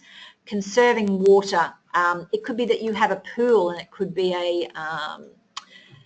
a cover over your pool to ensure evaporation doesn't happen. So again, got to think a little bit broadly here. So the same about waste. How do you measure waste? And this is tricky. To get you through to nationals, and I want you to win gold state, but I want to get you through to nationals. If you're that good, let's go whole hog. What we're looking at here is I want to see whether you can start to measure your CO2. Now let me give you a really, really simple example here with that in regard to your waste. So what sort of waste could you have? So you could have food and beverage waste, which is obviously, compost and those sort of things. There could be a lot of waste depending upon the business. So you've got office waste, you've got paper, you've got cartridges. If you're a vehicle, you've got tyres that you might be able to recycle. It's one of those things with waste nowadays that any form of waste that can't be recycled into a compost or whatever will tend to have an impact on the environment. And this question is all about reducing your impact on the environment. So how are you going to do that? So if you can't recycle, reuse, what's the other recycle, reuse, reduce. If you can't do one of those things, you should be offsetting. And what I mean by offsetting is if it's hardcore waste that you can't do anything with, you should be able to offset it through a formal company by planting trees to offset your carbon emissions on that. Let me just give you an example of measuring of waste. So we talked about paper. So most people have a wheelie bin, which is a recycled wheelie bin. And sometimes businesses will have a couple of them, and one of them is purely just for paper and cardboard. That wheelie bin can be measured. If you go on the council website, you'll be able to work out how many cubic metres that particular wheelie bin contains. So it might be, example, 2 cubic metres. You also know that wheelie bin gets picked up every fortnight and it's always full. So that's 2 cubic metres times 26 weeks is 52 cubic metres of paper waste. You can go onto a website that is called carbonneutral.com, and you can, I'll show you that website in a moment, but you can then go on and you can have a look at that and go, okay, so we do recycle that. So what is the saving of our carbon 2 emissions by doing that? And you can put in 52 cubic metres of paper and it will give you a CO2 reading. Now, if you put that CO2 reading in when you're talking about your measuring and those sort of things and the impact, I'm starting to be impressed, and that's where you'll start to score. Scoring on here, it's easy to get 3 or 4 points. It's very difficult to get 7. So, and carbon emission, even on the simplest way. So when we're talking about energy, for example, things that you can look at there is if you do sales trips and you're flying, that your commitment to the environment, which you've set up before, is that you have a policy, and part of that is if everybody flies, they need to do carbon offset. So when you go onto Virgin or Qantas, there's a carbon offset, and I think you get charged another $2.50. But if you can calculate, what you can then do is you can go, we had 3 trips from Brisbane to Sydney, boss took a trip to Italy and did a European sales trip. We had 2 to Perth and whatever else. So whatever your collective travel is, there is a website you can go on. You can actually calculate the kilometres, and if you did genuinely offset those either through the airline or through a third-party company, Green Fleet, there's a couple of them that do it, that will plant trees, you can actually class and claim your CO2 savings on that, and that's what we're looking at here. So this question is all about the ethos of sustainability in your business. What is your company policy? What are the programs that you have you don't just tell me that you reduce, you recycle and reuse. You need to give me examples of what you do in those, each of those. What do you do to reduce a certain thing? What do you do to recycle a certain thing? What do you do to reuse if that's going to be the case?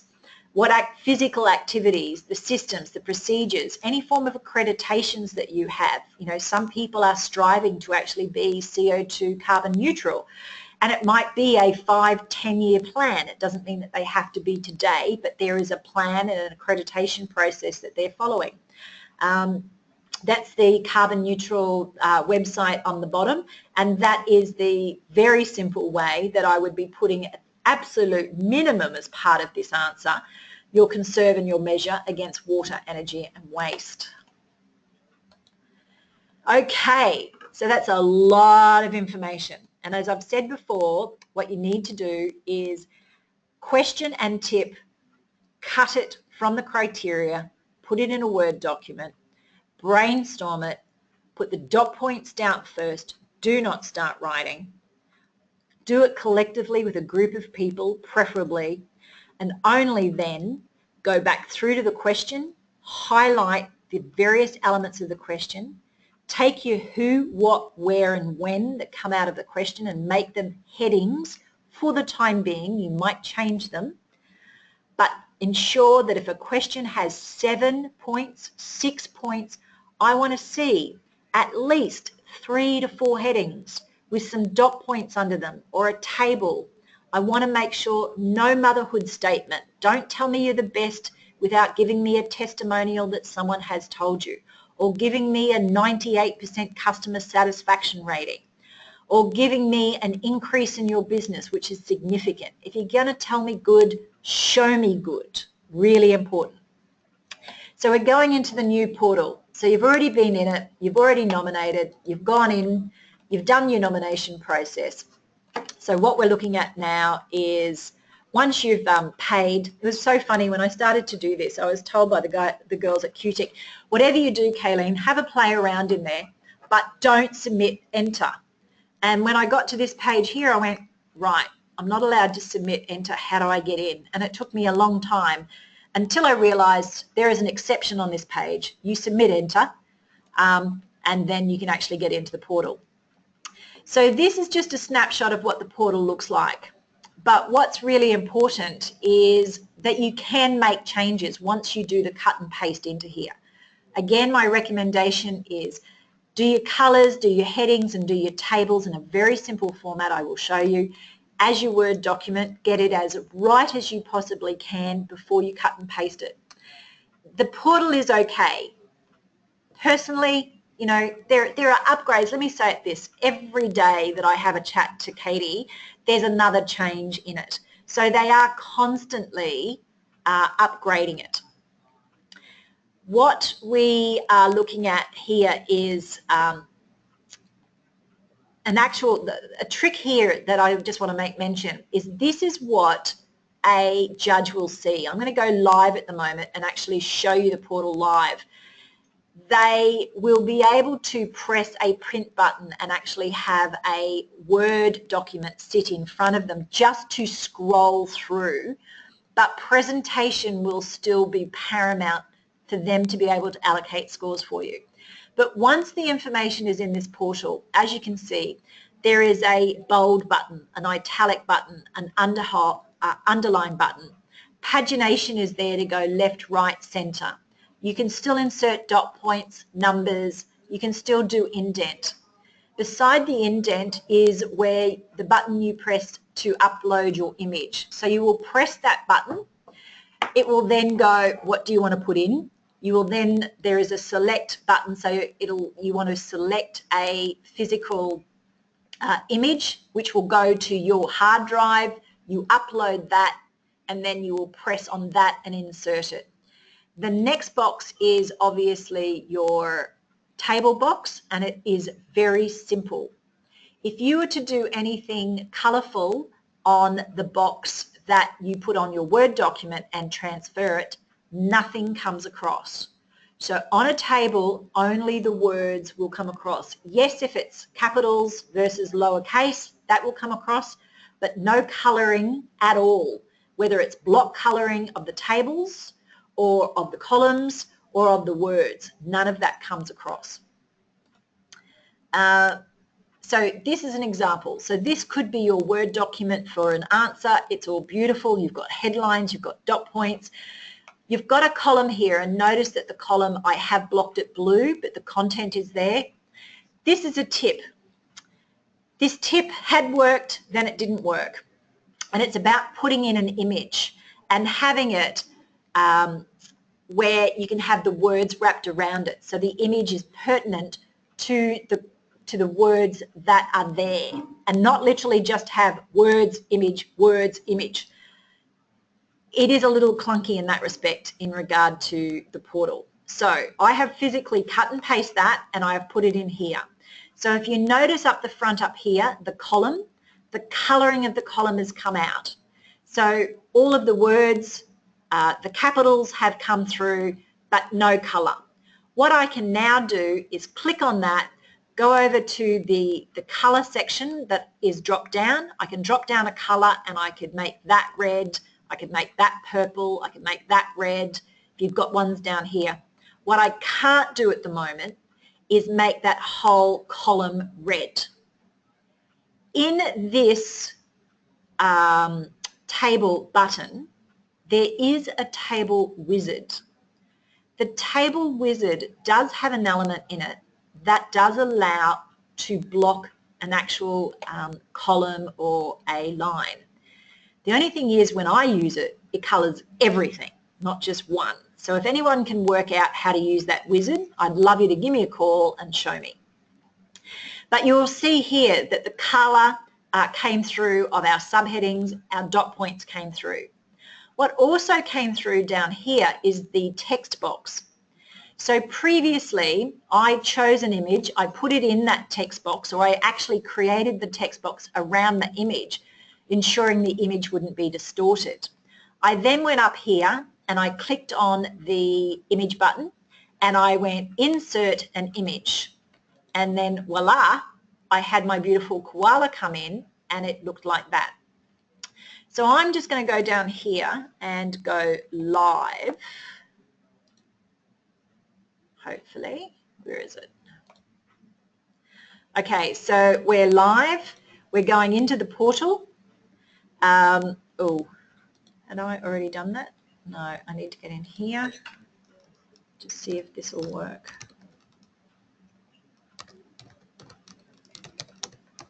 I was in, but I've timed out, obviously. All right, I'll try that one more. So here.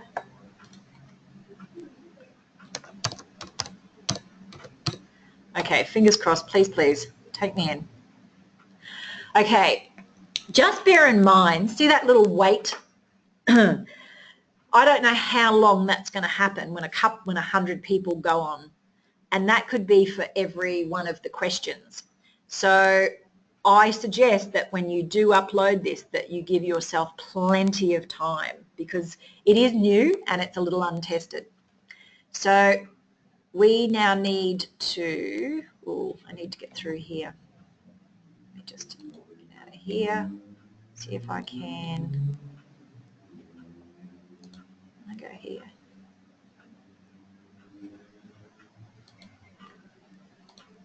Okay, can I get to this button?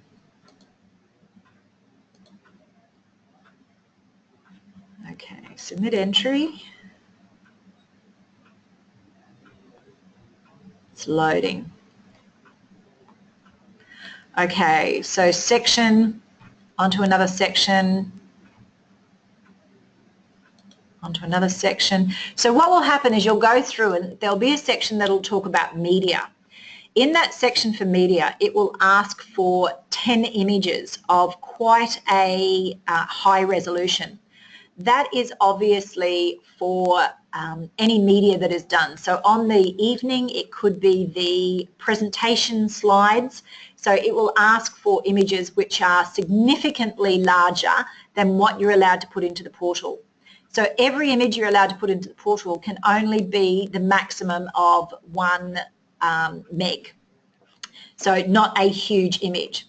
So what I just wanted to show you is this print button here. If I was to print that, a preview hopefully will appear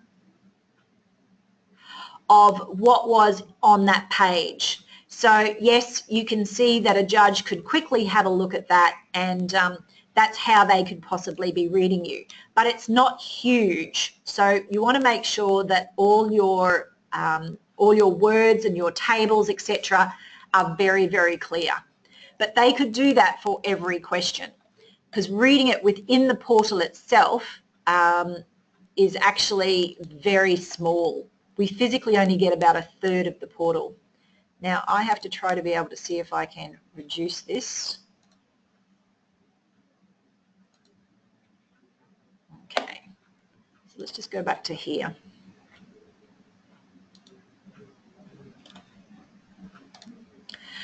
Okay, so what's really important is that, as in previous years, just checking timing, you don't have to do the 30 pages of submission. So there is no length.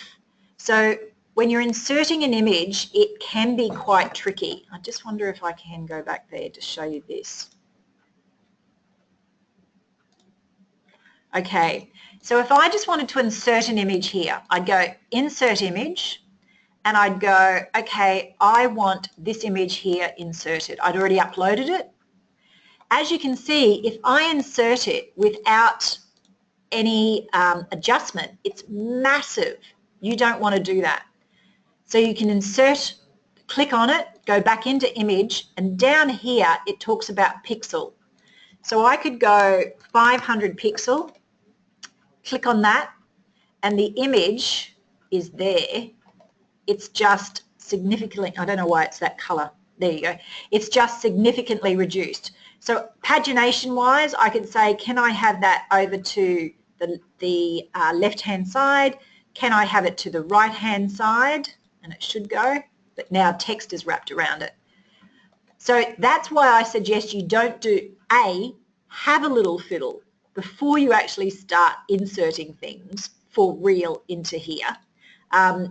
It can be, from my perspective, a little clunky. So that is one of the reasons why I chose to insert a text box in my Word document before I inserted the image. Just be careful, don't insert the text box too small if you have a complex image. So if you have a graph, etc., you want to make sure that it's of a substantial size, because as a judge, we want to read it. So I've just inserted live a graph there, which I probably think is a little small. So I would probably go in and change the pixel on that and actually make it a little bit bigger. But again, a judge can either read like this, which I think will be very difficult, or they will be able to use what I showed you before, the preview, which actually turns it into a Word document.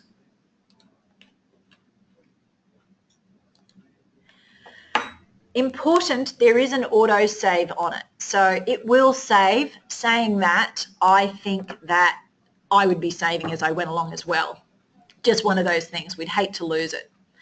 I mentioned that formatting rules no longer apply in the respective demerit points, but formatting is absolutely critical. Just having a spiel of words. If I've got to read 12,500 words times 30-ish submissions, that is 300 odd words, that is a war and peace that I literally have to read, absorb, understand and score in 6 days. I wouldn't read War and Peace and be able to score it and whatever in 6 days. It's just not going to happen. Image upload, only 25. Don't forget you can collage it.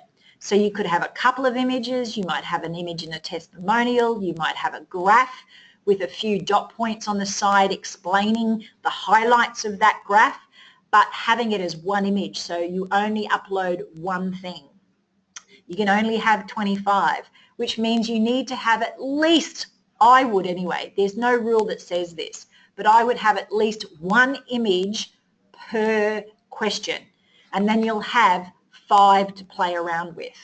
And if the vast majority of those are dual images, then you'll have a good depiction of what your product is all about, and obviously making sure that the image is relevant or sets the tone to the question.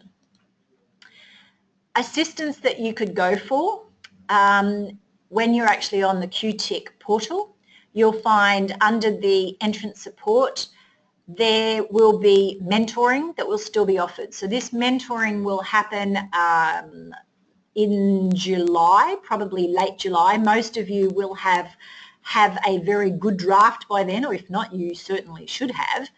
And you can do a one-on-one mentor. So if you're in the Brisbane region, you can come in and actually see the mentors. If not, it can actually be done as a Skype online. You can have whatever questions you want to do. You could email your submission to the mentor. Just bear in mind there is only 1 hour, and it tends to take way more than 1 hour to read a submission. So don't expect a judge to be able to read the submission in that hour. They will be able to scan it, and as I said before, scanning it should be able to identify whether you've got enough points just through the visual, let alone the content. We hope you know the content well enough and you put it in there, but we want to make sure that it jumps out at the actual judge. There are professional people out there that will write your submissions if you choose to go that way, bearing in mind you will need to have the budget for that to happen. There are obviously these workshops that we have been running throughout the state, so we've actually held them in Cairns, Townsville, Rockhampton, Whitsundays, Brisbane, Gold Coast, and we're going to Fraser. Our sincerest apologies to the guys from Longreach, but we were able to get an extra 20 people through this process versus 2, and I do apologise. There is also, as I mentioned, the booklet, the guide to writing an award-winning submission. Definitely need to have at least section 3 and preferably 2 as well. Something that I do highly recommend is the paid submission review service. So with the mentoring and within the paid submission review service, none of the they're past judges. So a judge, I cannot be a judge this year because I've done A, I write tourism award submissions, and B, I have done an awful lot of mentoring and a lot of these workshops. So a new rule has come in this year which prohibits me from actually judging. But past judges will be there to be able to review your submission. Now, an interesting point that 6 out of 10 submissions that paid for the review actually placed gold, silver or bronze. So that makes it. Now, QTIC have done a special deal with these judges, a very special deal, believe me. So they'll read and critique your submission for around, I think it's just over $300. That is a massive amount of work for $300, so I would definitely be taking them up. It might just do that little bit of fine tuning for you that can get you over the line from a gold, from a bronze to a silver, from a silver to a gold, or from a Queensland placement to a national placement. So one of the things that I would be doing, if you want the one-on-one mentoring, and I suggest every single person here take it up, even if it's just a double check, you're on track, you might have a question or 2 just on a couple of questions, that doesn't matter. I would be flicking Katie an email now and letting her know that you're interested in mentoring. That allows her to ensure she has enough mentoring spots for everybody. I've had over 100 people now participate in these masterclasses, and I have said this to everybody. So I would suggest that there could be at least 100 people asking for mentoring. And if that's the case, Katie's going to be very busy trying to find judges to do that.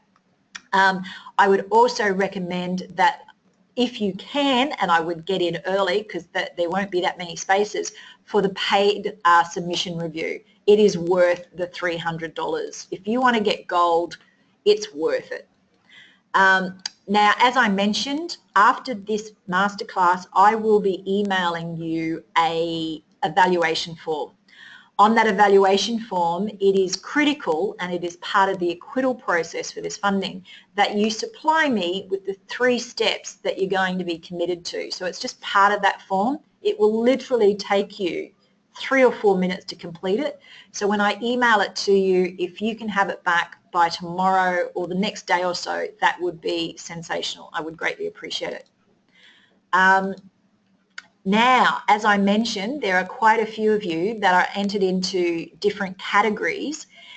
Does anyone have a question that they would like to ask? I'm looking for hands up. Yep, okay. Nicole, hi, how are you? Hello, how are you doing? And thank you so much for taking the time to do this webinar. This year, our museum is looking to enter into cultural tourism for the first time. And one of the questions, I have spoken to Katie and Kathleen about this, but I just want to get your take on it. Now I'm trying to find it. I think it's question 2, they talk about cultural tourism principles, but they actually don't sort of, I guess, define the principles. So Katie and Kathleen said, just to sort of, question 2A, it says provide an overview of the key features of your business plan, including goals, strategies and outcomes, and demonstrate how they link with the principles of cultural tourism. But they don't actually define the principles of cultural tourism. So Katie and Kathleen have suggested I come up with my own and address them.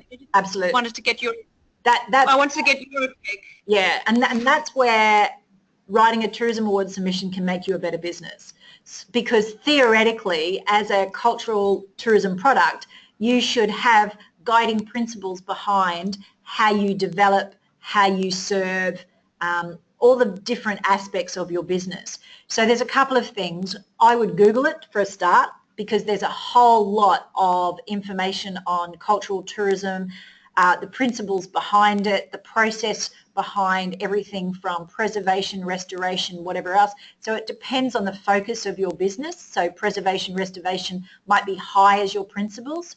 It could be stepping stones, there could be steps, there could be guidelines. So it doesn't matter the exact words, but I'd put principles in. Our principles contain 6 steps to product development. Our principles include a framework which looks like this. So whatever it is that you believe your business should be structured under is what I would go. So I'd do a bit of research on that. You'll find a lot of data. Okay, thanks very much. Okay, not a problem.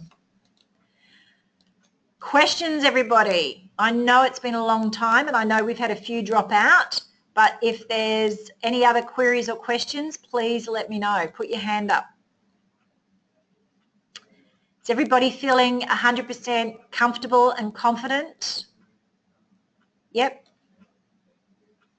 Okay, let me just have a look here. I've got some questions popping through. Scott, if we have team members employed with us and they have purchased a home locally, cars, can this count? Good try, Scott. Good try. No. So it's got to be what your business has done. So I like the lateral thinking on that. I love the idea, but no, can't do that one. Nicole, let me have a look here. I'm a little confused about the text box information you were talking about. Does the online system not allow for you to add a photo caption? Good question. No, it doesn't. Well, yes and no. Good question. So with your image, You could either produce an image that has its own caption on it, and if so, the caption does not get included in the 12,500 word point. If you choose to put a caption, you actually upload an image and you want to put a caption under it, you can do so.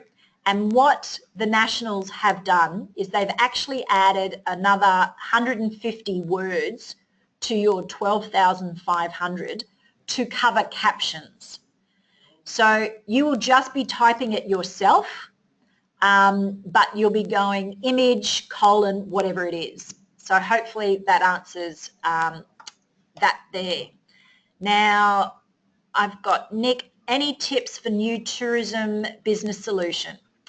Nick, with new tourism business, it's all about strategy, and it's all about the research that you did in the first instance before you actually decided. So it's about what was the market gap, the identification, why did you choose to go the way that you did, and then very strong and strategic alliance to your target markets because of that consumer research.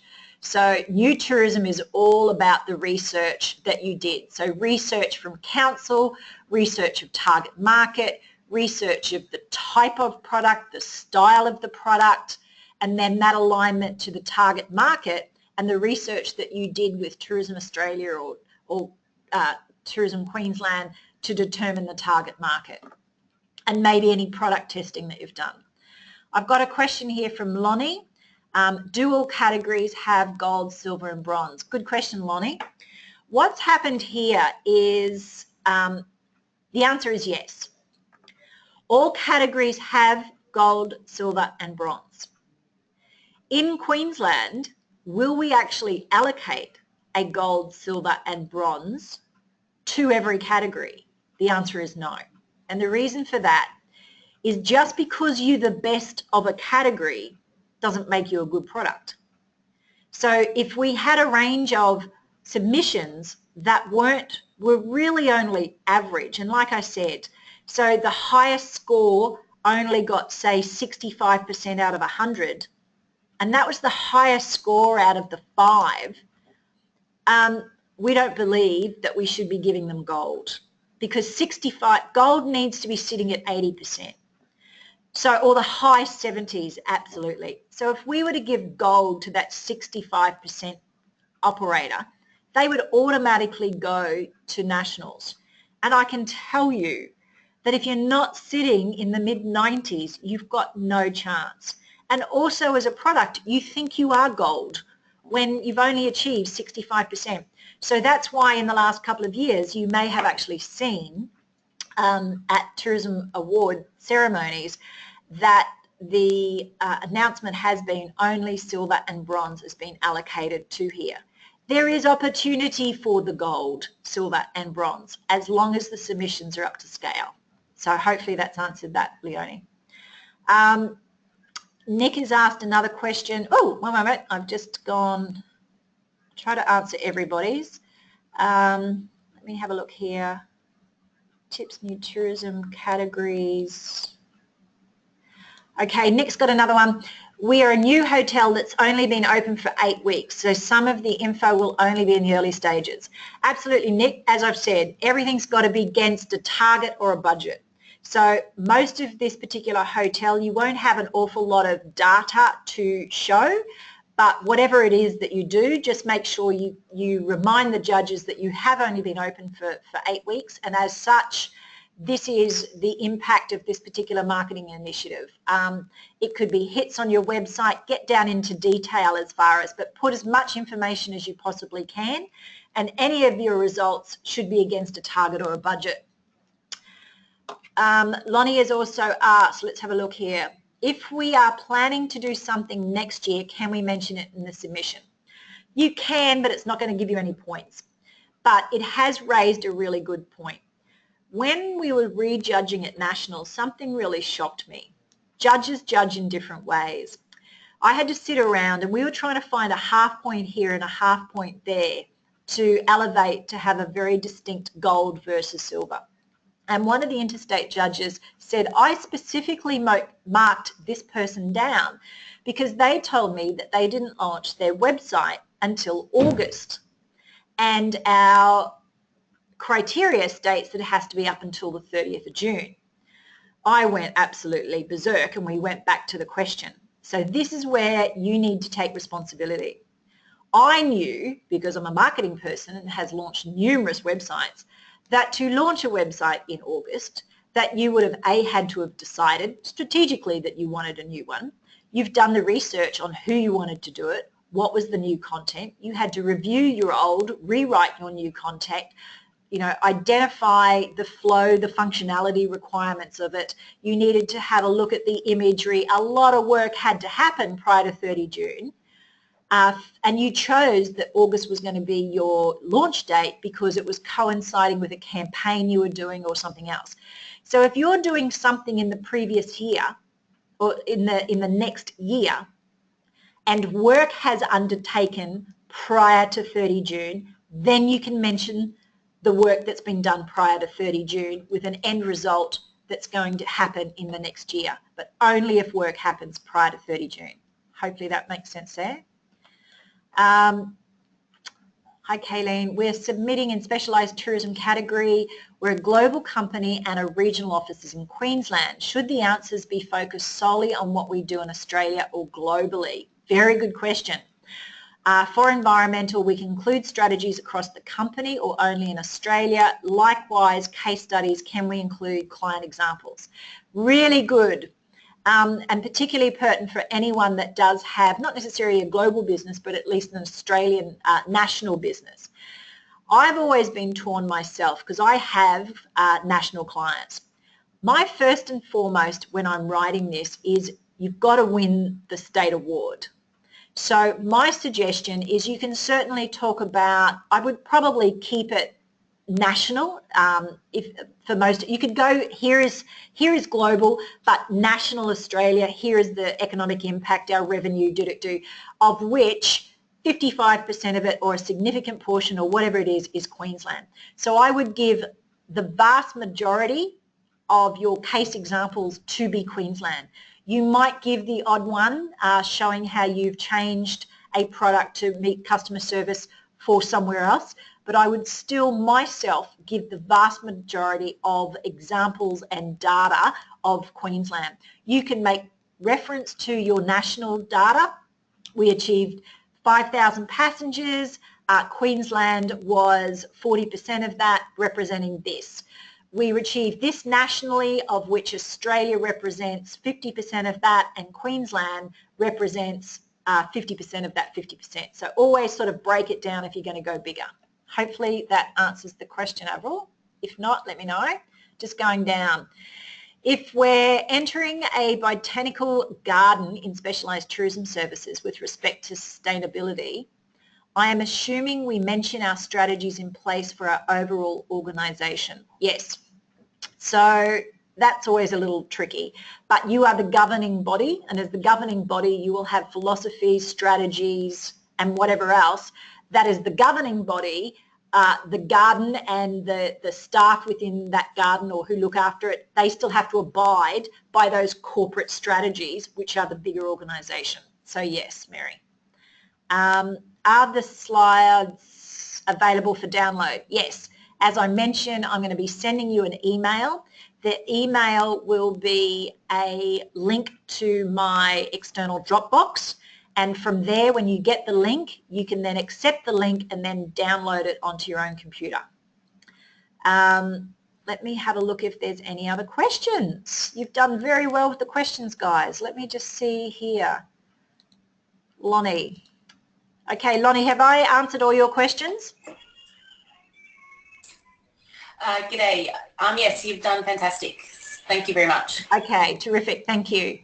I'm just going to very quickly go through you all just to double check that if you've got any other questions. So I'm just going to have a look. Hi, Avril. How are you? Got any other questions? Hi, Kayleen. No, all good. Thank you very much. Oh, good. Okay, terrific. Well, good luck. Thank you. Hi, Christina. Have you got any questions for me? Christina? She's disappeared on me at the moment. Not a problem. Hi, Emma. No, some people are out and about. James, are you around? Third one is for... I can hear James on the telephone. Okay. Katrina, are you okay? Yep. Katrina's okay. Terrific. Let's go down. Lara, are you there?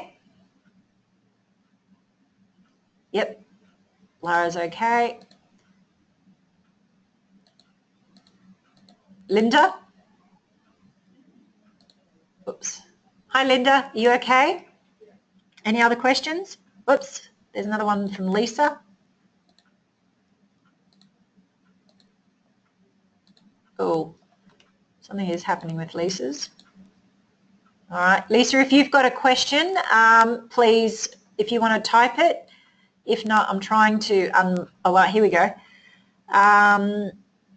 No questions, but grateful for the webinar. Thanks, Lloyd. Emma, I do not have a mic. Love the information. Thank you very much. Pleasure, Emma. Thank you.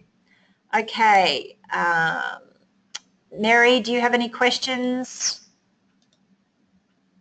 If you've got any questions, No. Yep. Are you okay? Yes, thank you. Are you a bit overloaded with lots of information? Yes, that's great. Thank you very much. Okay, my absolute pleasure. Good luck.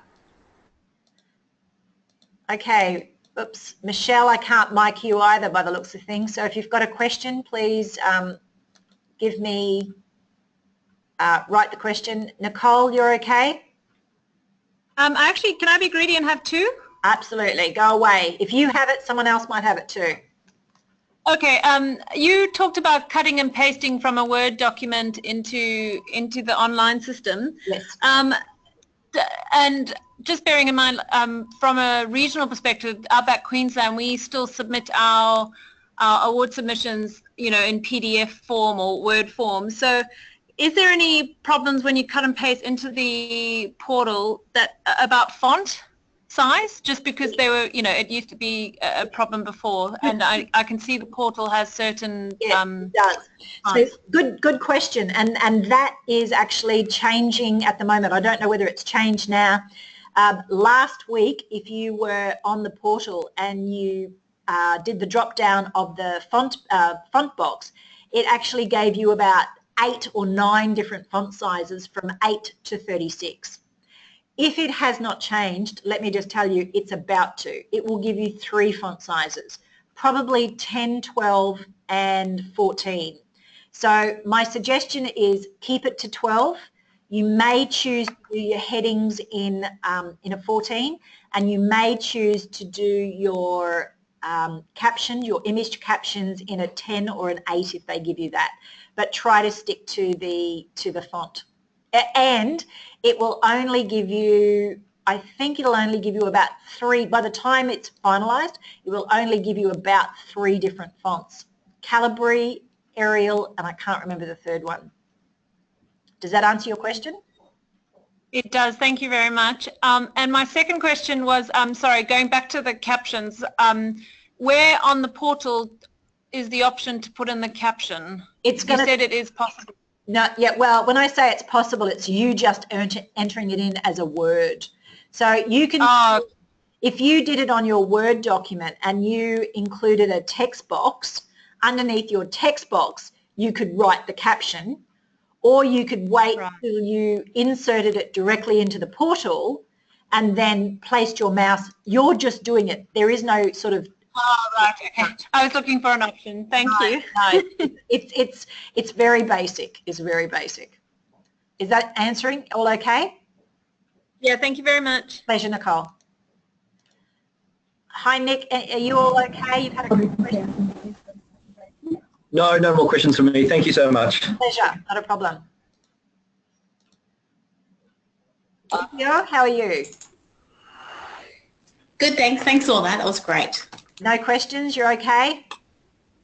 Oh, I think I'm okay. I'll see as I No. You're going to get gold. You're going to get gold. Go for it. All the best anyway. See you later. Absolutely. Thank you. Susan, how are you? Hi, I'm good. I'm going to win gold. Excellent. I just have one question, just going back to those captions. Could you put the caption on your image and have it part of your image? Yes. That's all right to do that? Absolutely. Absolutely. And I was even thinking creatively in my mind the other day, you know, there are no rules. I can guarantee that there will be more rules next year based on people doing very creative things. But this year they have promised that there are no rules. So theoretically, we should be the rule breakers this year. That's how I look at it. So, you know, if you had a really good image and you had a line, a simple line that was a quote that you could reference, that might be a nice thing to put on an image. One of the other things with images too that I'd be looking at is I'd be looking at, if you can, is landscape images that go across the page. So cut so it looks really nice across the page. And if you had, you know, if it was a nice image and it had lots of blue sky, maybe you could write something in the sky. You know, I'm just trying to think creatively. But don't make it, it's got to be big enough for a person to see, you know, in the portal that we have. So that's another tip, is probably look more landscape. And I'd, if you can, include the caption. It just looks tidier. Yeah, cool. And yeah, just thank you for today. It's been fantastic. A really big help. Thank you. Absolute pleasure. Okay. Well, that's it, everybody. I want to say thank you very much. And really, all there is to say is see you at the awards in November. I want to see gold, and I want to see gold at Nationals. I want to be standing proud and seeing you come through. Unfortunately, I won't be around, I don't think, for any mentoring, and I certainly won't be around for any critiquing of submissions. I actually fly out to Europe on Monday. So a lot of my time I will be away. But I do wish you all the best.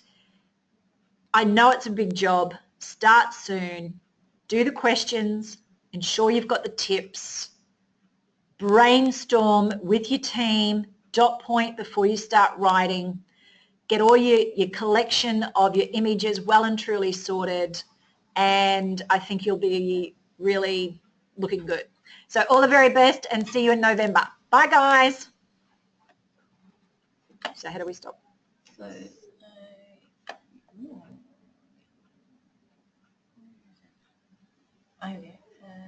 stop recording.